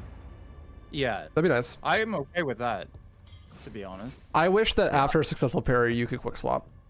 Like that's Yes, I still want yeah. that. I like that idea too. I like both those. I think I'm a fan of being able to use the shield while parrying, because, like, I mean, we're already making it up that Slayer can hold 8 guns in his back pocket and pull them out like nothing. Like, Yeah, and what? on a lever Why action double can't he barrel. do that one-handed? What's preventing him from doing that one-handed? Like, let me parry. Yeah. That's actually a good point. If he can do all that with one hand and always have the shield out, why can't he always have the shield out while switching weapons? While he gets his hand back there, just to pull out gun. I gun can't even 11. parry during it. Yeah. Yeah, I don't know. It feels weird because it's obviously intentional to like stop you from switching weapons, which I think is to make it so that like people don't have the complaint that like they did with Eternal, where it's like, oh man, like you just spam weapon swap all the time. You have to be like constantly swapping weapons. But I just think they like went too far the other way. Like I don't know. It's like they really like punish you. It's like, oh, you want to switch weapons, you want to do something else. Like no, you're gonna die. And it feels like if you're playing really safe, the optimal strategy is to just not switch weapons. Yeah, Like, outside you just- of speed tech, like, yeah, you can't do that. Like, you can immediately, like, quickly swap after a shield bash, because for some reason that triggers like a bats-like effect from Doom Eternal, if anyone knows what I'm talking about. Yeah. But same with the shield throw. Like if you throw your shield, then the next swap is like really fast, like during the shield throw. But yeah, I kind of, because it feels like they're trying to go for like swapping weapons is something you only do when there's a down moment in combat. yeah. But that moment is not long enough to like, okay, you just killed an enemy. Maybe you want to change the weapon when going on to the next one. It's still just like a bit slow for that. Yeah. Yeah. It feels just like you're feels a actually bit punished. awkward. You're punished sometimes for swapping weapons. Yes. Which is, I think, too far. Yeah, I agree. I think it is too far because it's like, okay, well then I'm just not gonna switch weapons. And then I was actually getting bored. Like on my second playthrough, I'm like, dude, I'm just using the Impaler. It's like I had to start switching weapons to find the fun because I'm like, look, I know it's not optimal. I know I'm gonna get hurt more. I know I'm gonna die more, but like, it's just fun. Like it's more fun to play that way.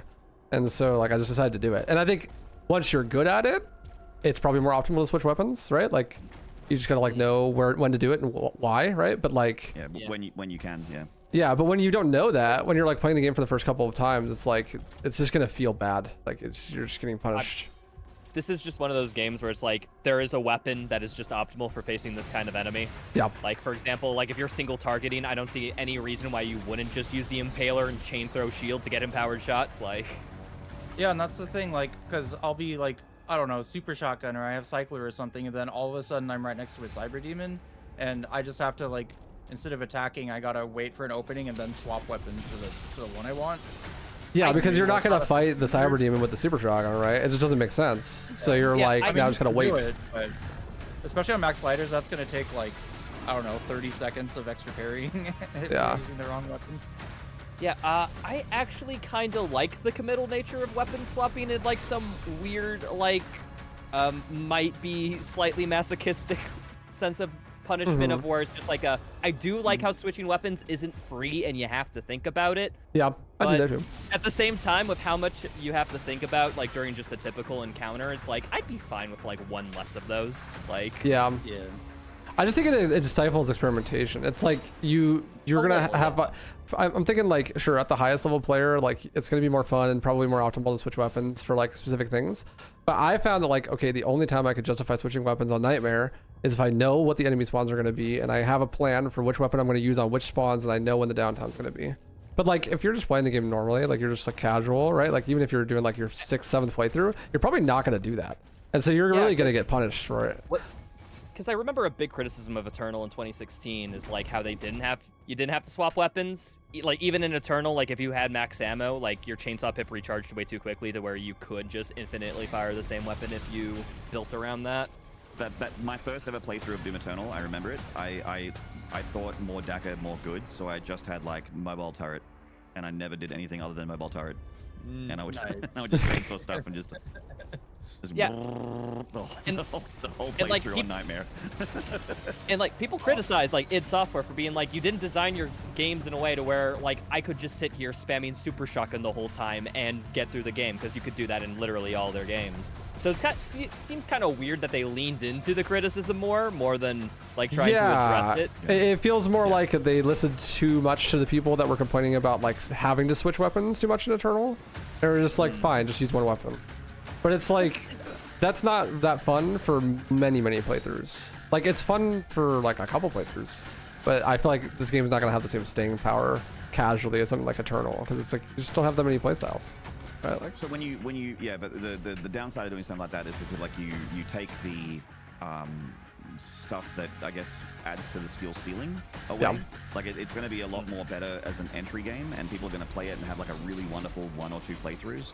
But then people like us who do 20, 30,000 playthroughs, yeah, like we're like just really wishing that we had that extra thing just to give you that extra little bit of stimulus, like the ones that stick around and play that game for thousands of hours. Yeah, well, I think that's a common design principle that's like followed through in this game, and you can see it in the mech and dragon sections. It's like, this is like a spectacle one-time showcase game, and like if there is anything that you can get out of it at a high level, it's like incidental or like a secondary thought to. It's it's very important to have those casuals. Very, very important. I don't Yeah. Very, like a very important. specific reference, but it reminds me a lot of the Ghost Runner 2 motorcycle sections of. Oh, I being totally agree. spectacle, and then Yeah. just not much else. Like, what's the point of this after the first playthrough? The answer is, not really. It's just Well, kind of there for the that. point of it is that 70% of people that buy a game never open it, and 30% of Yeah. those people don't finish the game. So it's like, you know, Looks like, good on the It's just trailer. for them, yeah. yeah. It looks good on the trailer.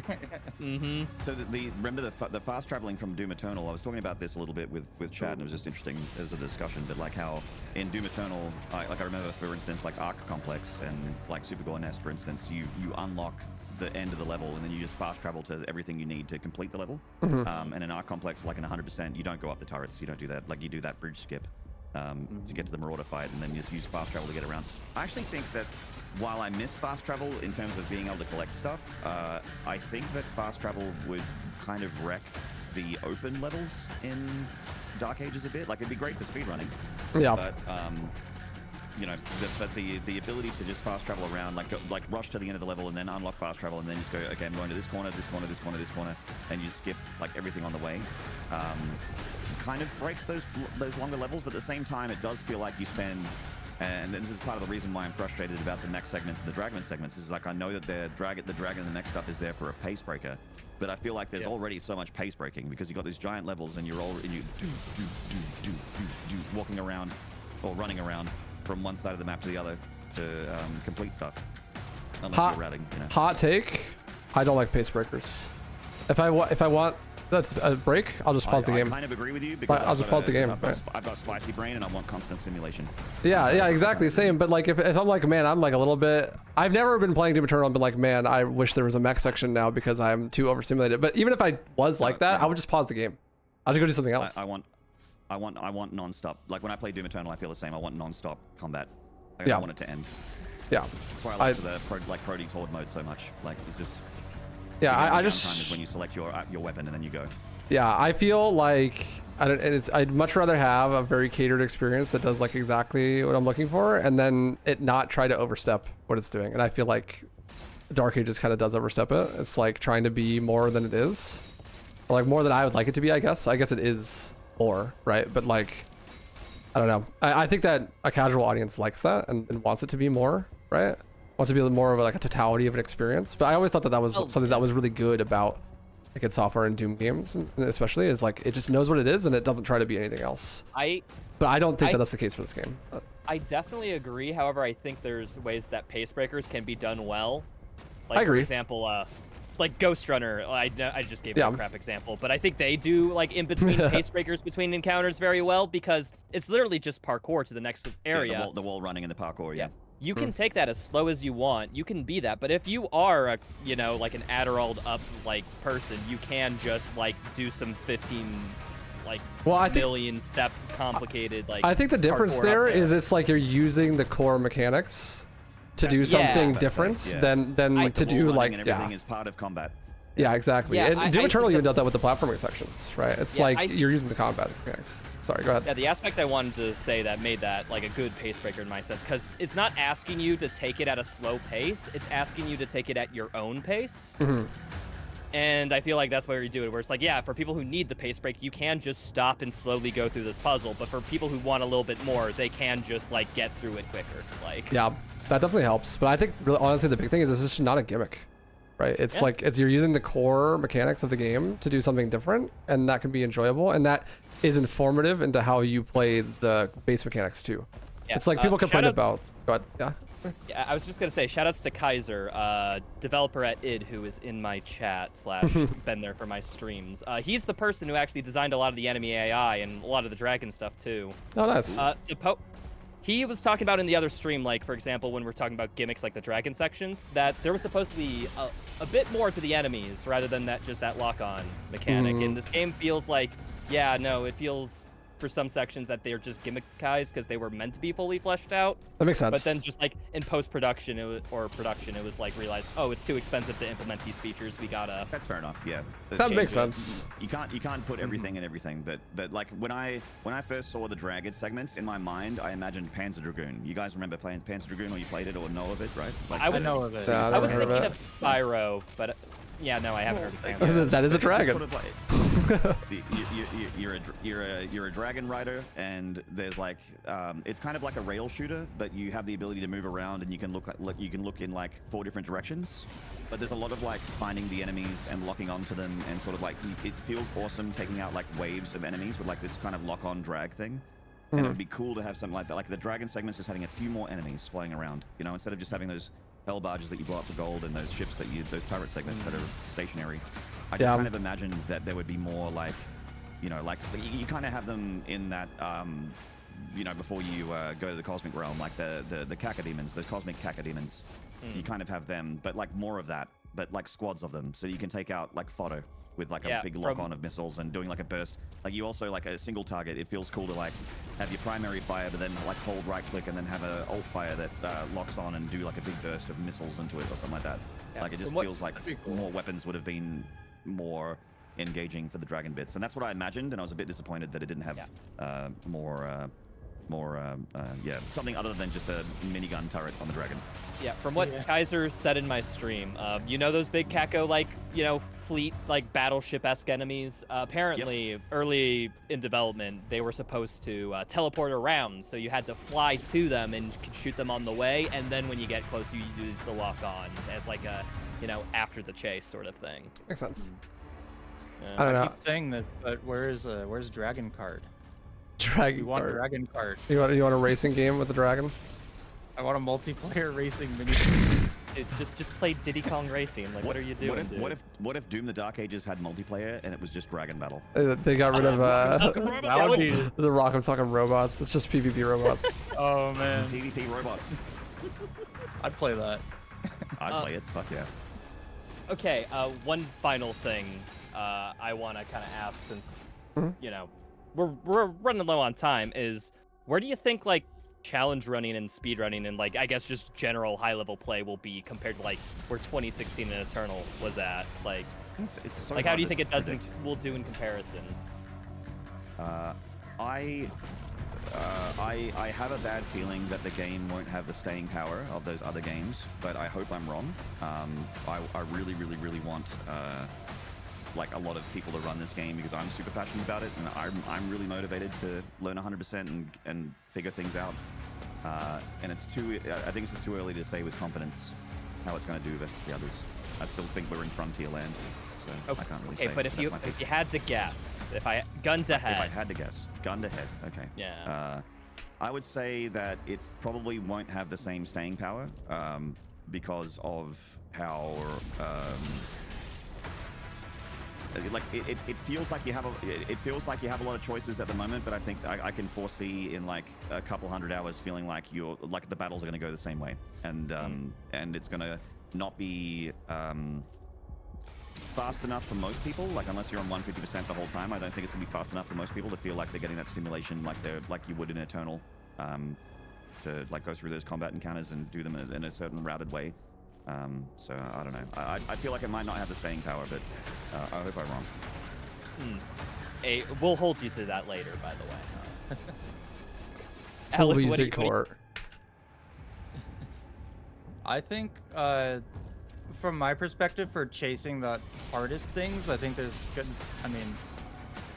a lot to do. I mean, we're still looking at max slider stuff on Nightmare and Ultra Nightmare, but imagine it's still so early. Yeah, imagine a 0% max slider Ultra Nightmare, like that, like with like yours, that, buddy. All yours. You know what? I think I'm good. I'll let someone else do that. I think I won't. Like as far as pushing things hard in this game, I think there's a extraordinarily high limit compared to the other games. But as far as variety, yeah, I'm not quite sure. It can be the hardest of all the Dooms if you want it. Exactly. Sure. Yes. A little bit on. It's just because of it's mainly the length of the game and the quote-unquote race breakers we were just talking about that make it a rough replay. Which, you know, when you're speedrunning, you're replaying a game a fuckload. So, and challenge running. But anyway. Yeah, I kind of wanted to say, like, in regards to challenge runs, like, I did like Doom Eternal no hit in like, you know, split segment sort of ways where it's just like you get to retry at every checkpoint sort of thing. 2016, like I beat like Maynard's there with me of 2016 Eternal UN back to back. in other challenge runs like that. And the hardest challenge run I've ever done was maxing sliders on Doom the Dark Ages, like in terms of time spent, like on just getting the single attempt.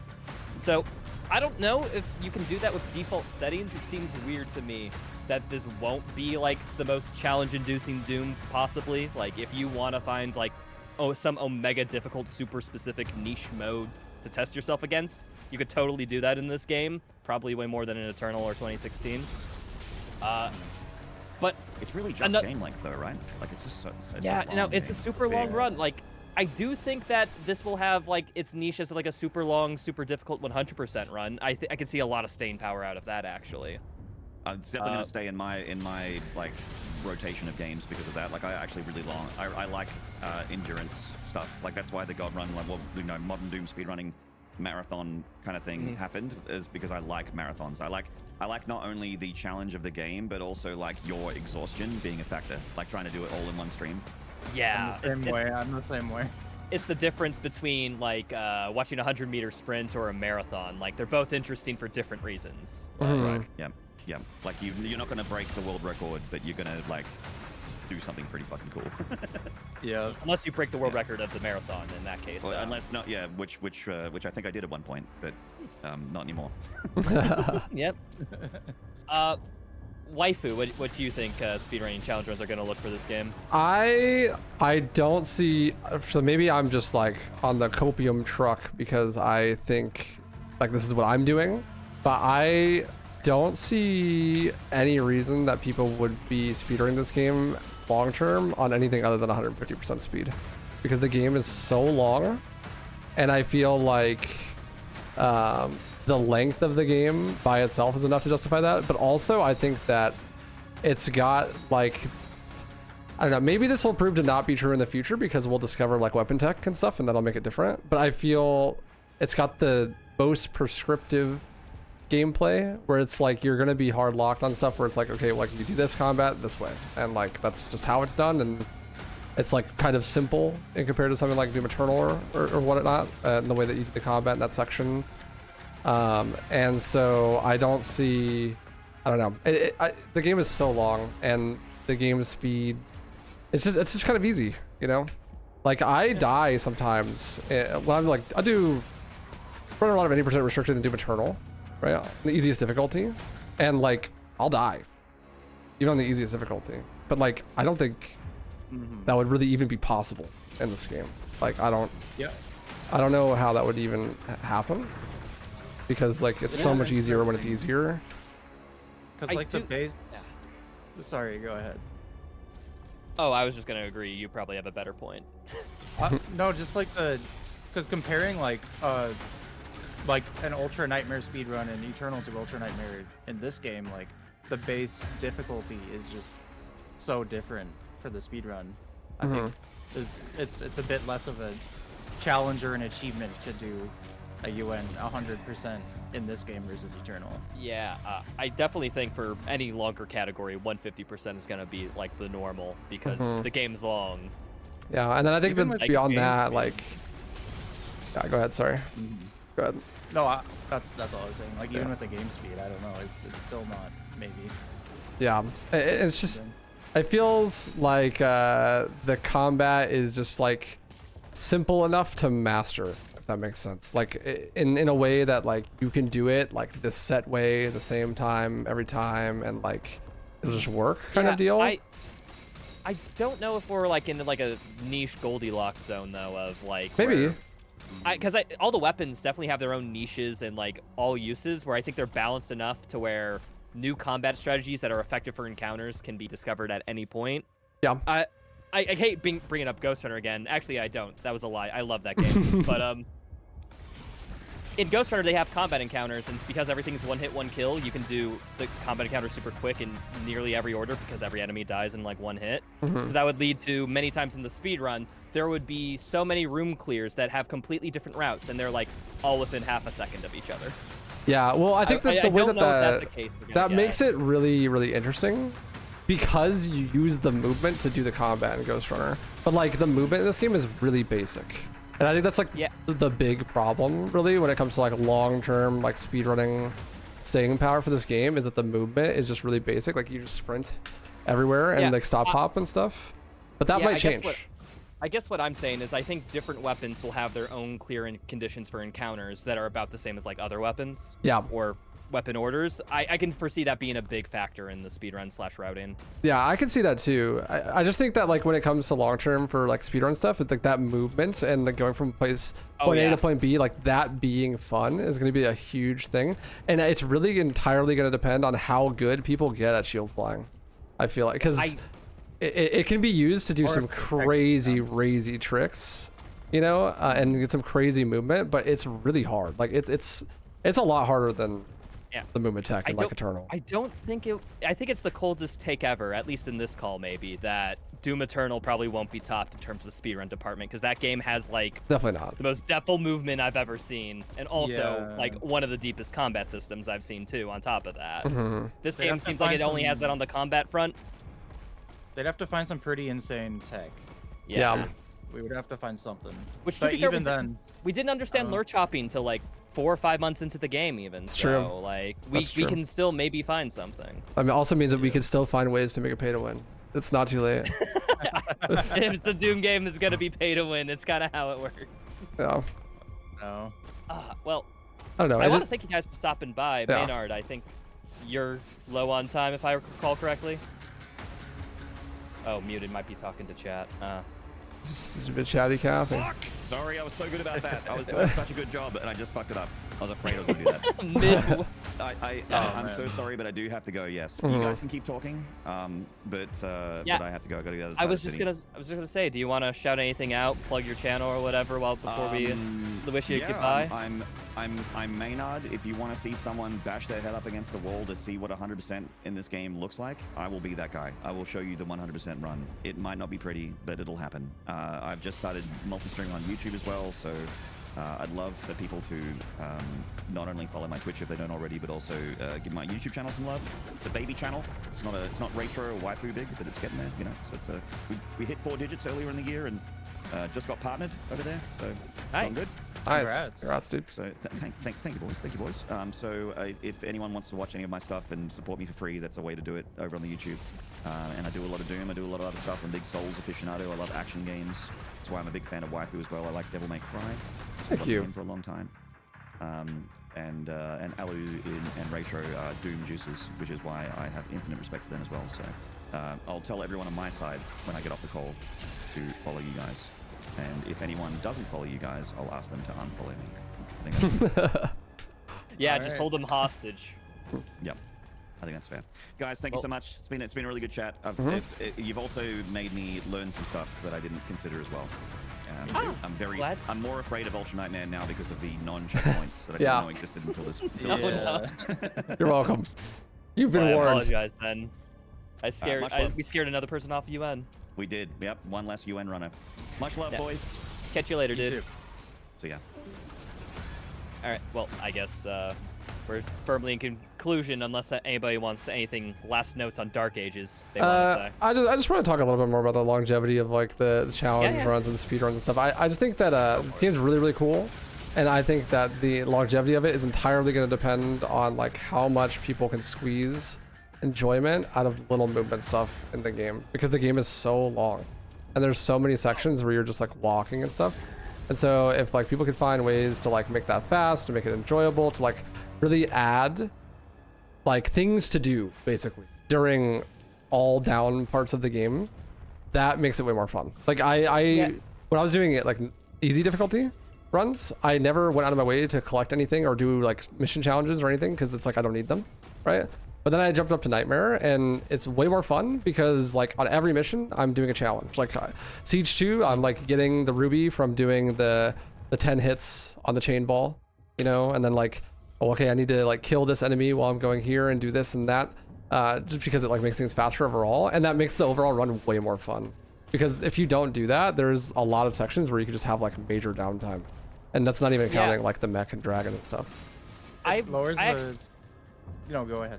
Oh, I was gonna say I actually experienced the same effect when I played Doom Eternal. I tried learning any percent no major glitches back when we called it that for Break the Record Live, because I only ran 100% of that time. It's like, okay, hey, there's a big tournament coming or challenge or something. I'm gonna try learning this mode.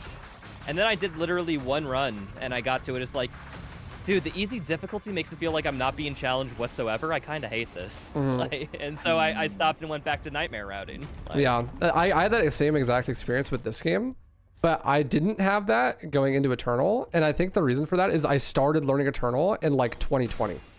So like when I learned 80% restricted, it was already hyper technical, right? Like, because like you only need to do that at low difficulty if you need to do it to beat other people, right? Like just to beat the game, you don't have to be like doing slobs and like doing crazy wall dashes and whatever, right? You can just like improve over time, just playing pretty basically. And so you're not really pushed to do that until there are other people pushing it. And I kind of felt that way in this game. I was like, man, like I bet you there is like cool weapon tech and like things that we can route and extra movement and stuff, but like no one is playing this. So if I want to be pushed to actually be having fun, I gotta jump up to Nightmare. Yeah, no, I completely get that, because before BTRL, like any percent restricted NMG or whatever wasn't like that well ran. It was kind of like a new and brimming category. Yeah. And so it's just like we didn't really do much combat optimization. Meanwhile, 100% was all about that. Yeah. And yeah, and like Eternal, there's just so much like everything, like every moment there's something you can be doing better to, like there's always things, whereas it's not like walking to the next point where it's just you take the best line, you know. Yeah, and that's where the movement tech like being good helps a ton. And Exactly. the more and more we've been playing, the more and more like shield flies and stuff get added in. And it's really hard to see. It's just have to wait and see, right? It's just like when are people gonna add those things in? And someone in my chat, Strabo, said something that I think is true. I think this is gonna be like a really cool speed game. I think it'd be great. But I don't think in 2040 people will be speedrunning this game. But I do think that people will be speedrunning Doom Eternal in 2040. Yeah. Right, like yes, agreed. It's just everything you could ask for, really, for like speedrunners. yeah. Oh, one thing that's a little bit on the challenge run front more than the speedrunning front that actually might be a big factor for this game's longevity is modded content. Doom Eternal was with how it was programmed and mapped out or everything. Like all you had to do was modify a text document to make special spawns and encounters and whatnot. But in this game, moddings from every modder I've heard is just infinitely worse than Eternal. I think that has to do with like the new map system they used. You know how basically every individual map location that you see on the map is like loaded in at once and it like transfers between that. I don't know the technical details, but because of that, like there will be less like custom modded content, which means less custom hard levels. Yeah. So people who are trying to achieve that little bit of an edge, who want to play something new, just like won't be satisfied.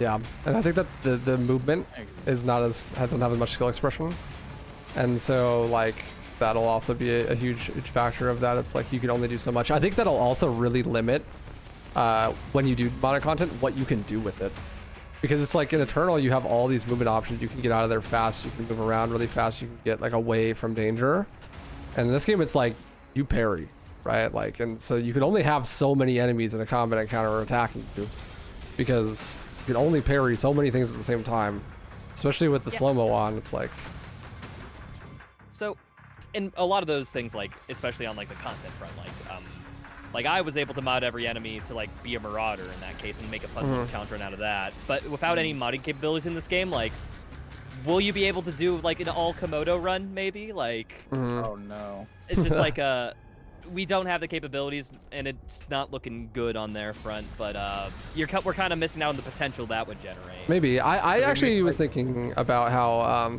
well, complaining, right, about how the guns, like you could just use one gun the whole game, right? It's like I was actually planning on doing a UN clear with every gun, with just that gun. Like that's actually a goated concept. I like that a lot. UN impaler only, like the whole time. UN rocket launcher only the whole time. Are you gonna I did do one every similar weapon on variations? Maybe not every variation, but I was thinking about it. I did the same thing with the Eternal on Tag 1. I just did it on, I can't remember, I think I did it on UN, I can't remember, but just every weapon. That's pretty sick. Yeah, it was fun. But then it's like once you run out of that, it's like I'm not sure. I mean, you have the sliders, which makes for infinite modularity, right? But I don't think Yeah. that they'll really manifest in anything that interesting. Yeah, because spoiler, I plan on doing a like a no gun only challenge run sort of thing. Hell yeah. And I'm trying to think like what else could I do for a challenge run after that, and it's like I don't know how much would be fun. I guess like no shield run could be cool, maybe. That was but, my like, that was one of my original things I thought about, but I just don't think you can get away with like not parrying certain things like Azrak.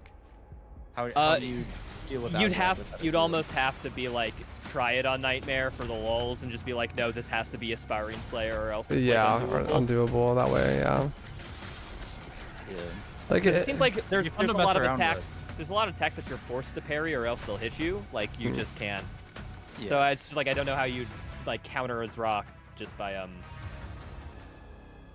moving. It's like you'd get hit. Like you'd just be taking infinite damage, dude. Yeah. Yes. We'll have to see. The game's really young, so you never know. Could be I'm some excited for the things. initial little like challenge run little spurt, but I don't know how it'll be after that. I think that's my main concern. I mean, at worst case scenario, it's like I like doing multi-game runs. I could just add tack this another onto one. a Doom run easily. Yeah. Like That'll be So, interesting to see. I'm just like concerned about it's in a weird spot where 100% is like always the most popular category, but it's also really fucking long. And so it's like, I don't know, you look at Eternal and the vast majority of people that are like running actively like want to do hundo, you know? And it's like that run is 3 hours long on your first run. This run is like 6 hours long on your first run. yeah, and after optimizations, it'll probably be like an optimal run. It'll probably be like 3.5 or 4 hours. Like, And that's still so Yeah. long. It's like, It's dude. such a long run.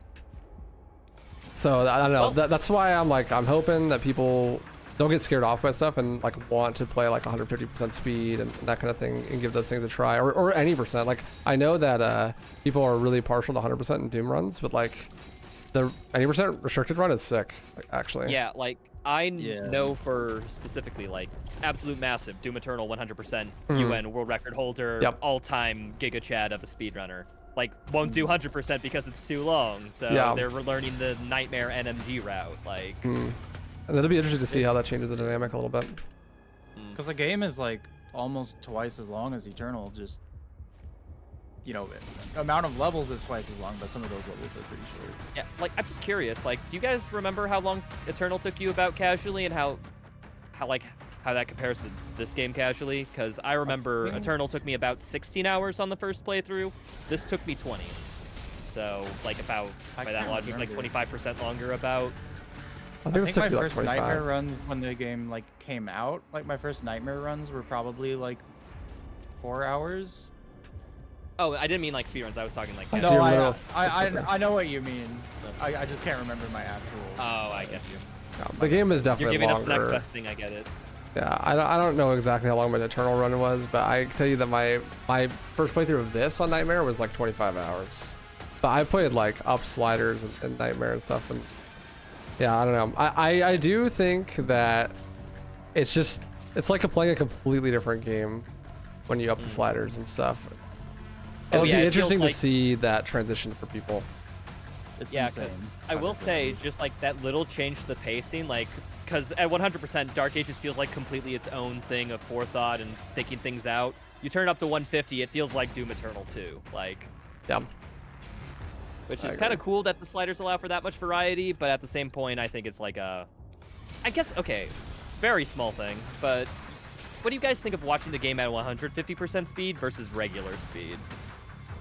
They're both all right to me. I think the biggest thing that impacts watchability is the slow-mo, for sure. Yeah, I agree. I can't wait for them to like remove slow-mo, but they have the Ravager debuffed, and like now we have like these two weird unoptimal versions to compete with each other. It's Yeah. gonna, it always happens. It's gonna be great.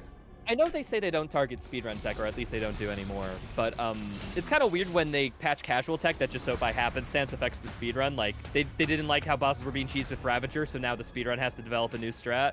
Mhm. But that was Yeah. like a casual problem too. Yeah. Did they patch the invuln glitch yet? I don't have even no know. idea.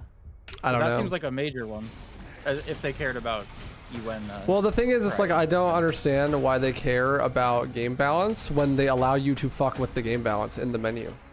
It's like, it seemed if the Ravager is True. going to be completely broken, but you could just play UN with all the easiest settings on 50% speed, then like why bother patching the Ravager, right? Like, Yeah. Yeah, I kind of, because like, I guess that kind of opens up an interesting thing of like balance within the game playthrough itself, no matter the sliders. Like, for example, how the Impaler versus the Cycler works, versus like different playthroughs with different settings. I guess it kind of feels like that the Pulverizer is the cheap option, and they don't want it to be the cheap option. yeah. But at the same time, don't know. like, I don't know, our any percent runs rely on that to kill Creed quickly, like. Yeah. It's just, I don't know, it feels weird. I personally don't like the slider system from a game design perspective. I like it from like a playing, like getting to fuck with it yourself.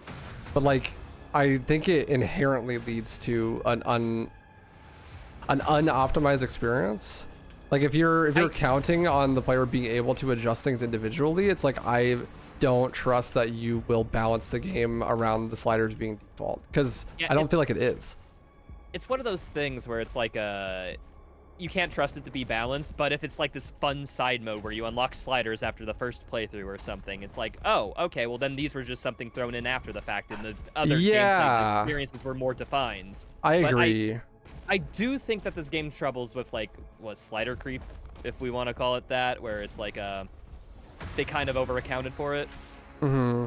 Yeah, I agree. If it felt like it was like this add-on on the side, where it's like, okay, you play the intended experience, and then it's like, if you want to fuck with things and you can, then that's cool, right? But it almost feels like they're like, hey, we think we balanced it well, but we're not sure, so like, here you go. Like, do whatever you want. Do what you think is fun, which... I kind of think like that they're inherently changing things kind of implies that, yeah, no, the previous state was not good in their eyes. Like, yeah. that they needed to make adjustments for some reason or another. Yeah, I get I don't know that, if it but then was it's like, why have the the- sliders? I don't know. It's a little conflicting. I kind of understand the confusion there. It's a little bit of an odd choice to be this focused on balance when they're like, oh hey, it's a sandbox, adjust it how you like. Yeah. Yeah, it's just strange to like even have balanced patches for a single player campaign game. Like I guess I could understand if like a part is so difficult that people are leaving the game and like, you know, not picking it up again. So it's like, ooh, they need to boost the numbers. But like, I don't think these adjustments are made for that though. no, No, it just feels makes like the game harder. Like they just weren't quite balanced, and they wanted to see what we thought, and then adjust it more. It just felt a bit like they didn't push the balance testing maybe as far as it needed to be before release.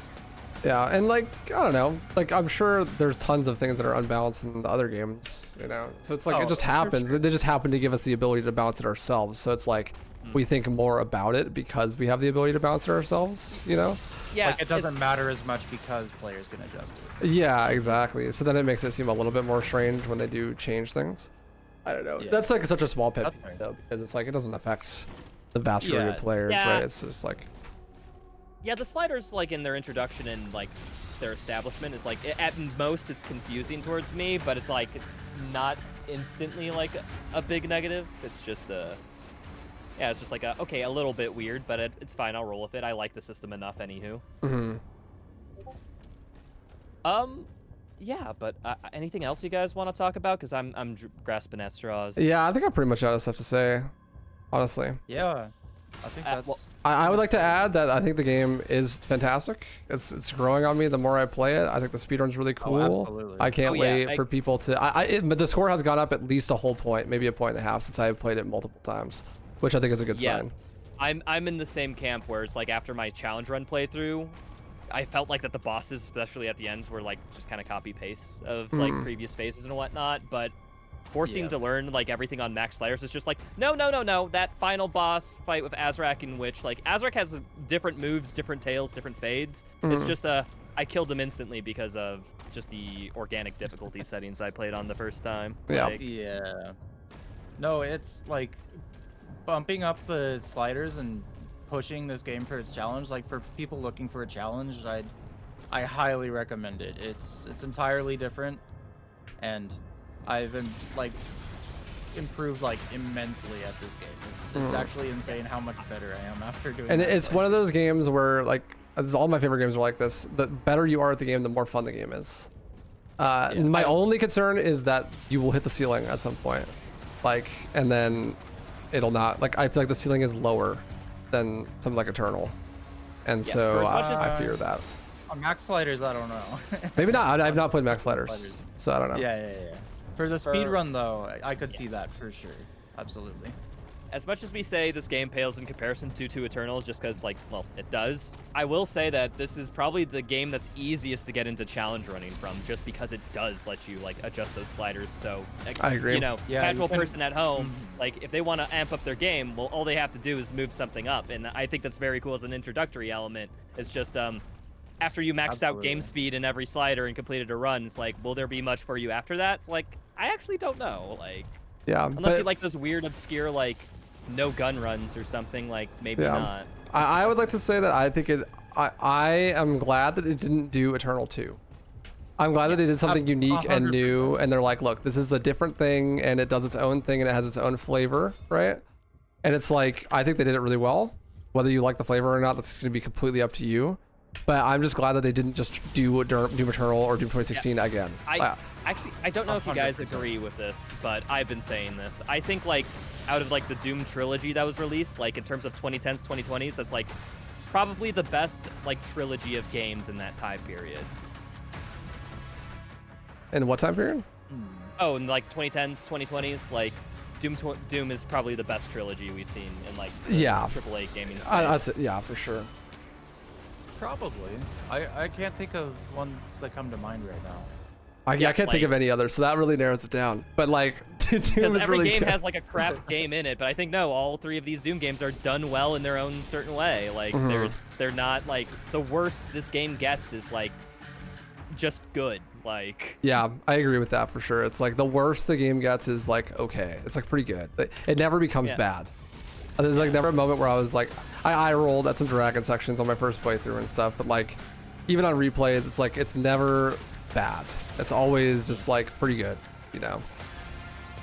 Yeah. Say I mean, this is a Dark Souls trilogy, you know. Okay, but even that has Dark Souls 2. Like, I know, but Dark Souls 2. Okay, Here we go. Here we go. Game. It's not my least favorite. Hey, I say this as a big meme because I think Dark Souls 2 is like, it's a fine game. It's like a 6 out of 10. Like, but like I think like Doom at worst gets like to a 7 or 8. Like, pretty high in the quality department. No, like overall, I think it's like Dark Souls 2 is definitely a blot on that trilogy. For sure. But yeah, thank you guys for having this talk with me. It was super fun. Yeah, I've had a lot really of fun. Thanks for having me. You guys want to take an opportunity to shout your stuff out to everyone? I feel like now's the time. Allu, you go first.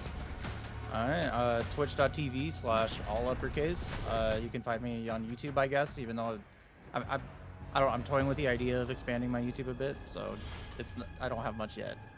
But find me on Twitch, twitch.tv/alluppercase. I do challenge run, speedrun content for all the Doom games. Yeah.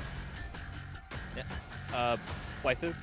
Yeah, so I'm just Waifu. I speedrun a lot of games. Devil May Cry, Left 4 Dead, Doom, of course. I have been on the forefront of some restricted speedruns, so if you're interested in seeing what the speedrun for this game looks like when you're not teleporting to the end, you'll see that. I just got a 2:23 in Nightmare restricted today. We kind of sidestepped talking about anything, any percent, didn't we? Yeah, we did, because it's like everyone knows it's a Doom game. It's gonna be super broken. It's gonna be like 30 minutes by the end of the week, you know, like. But I am a full-time content creator, YouTuber, Twitch streamer. Make video essays. I'm sure you'll see one about Doom the Dark Ages very soon. All sorts of challenge run content as well. I got a lot of stuff that I want to do for this game as long as it continues to be fun, which it has been very much so far. And I just want to thank Raitro for putting this together and having a conversation with us. It's really awesome. It just went full time pretty recently, so give him some love. Say what's up. Follow him on Twitch. Watch his YouTube content. It's good stuff. Thanks, dudes. Yeah, no. And for everyone else, I'm Raitro. With an underscore or without an underscore, who knows at this point. But yeah, I do the YouTubes. I make nerdy videos breaking down game speedruns and the occasional funny ha-has of a challenge run. Also find me on Twitch, Raitro with an underscore, where I stream doing those things when I remember to, or am in the mood. But yeah, oh, also, I guess, I don't think we mentioned this. Allu, we talked a lot about the max sliders. You're routing UN right now on stream, right? Yes, that's the goal. I'm trying to get a lot better at Nightmare before I do any UN attempts, basically, but keeping death counters, just trying to lower that enough before I... Okay, I just want to make that distinction because I just finished that, so I was like, yeah, pretty nice thing. And then Waifu, you're still doing the any % restricted runs, whatever that run will be, right? Yep, I'm doing any % restricted on Nightmare currently. See how fast we can get that. Yeah, okay. Well, thank you all so much for watching. I appreciate you, but we'll probably call it out here. Have a good one, folks. And streaming has stopped. Thank you so much, people, for having that. That time flew by. I had a really good conversation. Yeah, that was a lot of fun. Yeah, that was great. Thanks for having me. I'm gonna get going here soon. Is anyone gonna keep streaming? Should I raid somebody, or is everyone gonna be done? I'm probably gonna be calling it in a few. Yeah, I'm not going to be streaming after this. We can maybe coordinate a raid somewhere. We can send it to Kovac, actually. Should. Oh, wait, or Arrhythmia's live. Wait, I haven't seen Arrhythmia live in a while. I'm down for whoever. How about Arrhythmia? Sure. That's just because that's a face I haven't seen in a while. I might take a couple minutes and talk with my chat. Yeah, dude, do what you gotta do. Yeah, dude. no, that's cool, dude. If you're 2 minutes after, you're 2 minutes after. It's cool. Yeah. But yeah, no, seriously, thank you so much for considering me last minute. It was a pleasure to be here. If there's more opportunities in the future, as much as that sounds backhanded saying last minute, I do kind of agree. But in my defense, Allu, I would have had you with us. It's just normally the plan was Meta and Devo, and that's like 5 people at that point, and it's just like, oh, I gotta pick and choose. No, yeah, no, I'm not offended at all. Like, there's so many good Doom content creators, and I'm kind of like fresh back on the scene, so like. Yeah, but glad you came last minute, dude. Yeah, no, I'm gonna. I hope I said some cool things, and yeah. No, you were cool, dude. Coolest even. All right, I'm sending everybody towards Arrhythmia. Yeah. All right. Yep. Catch you guys later.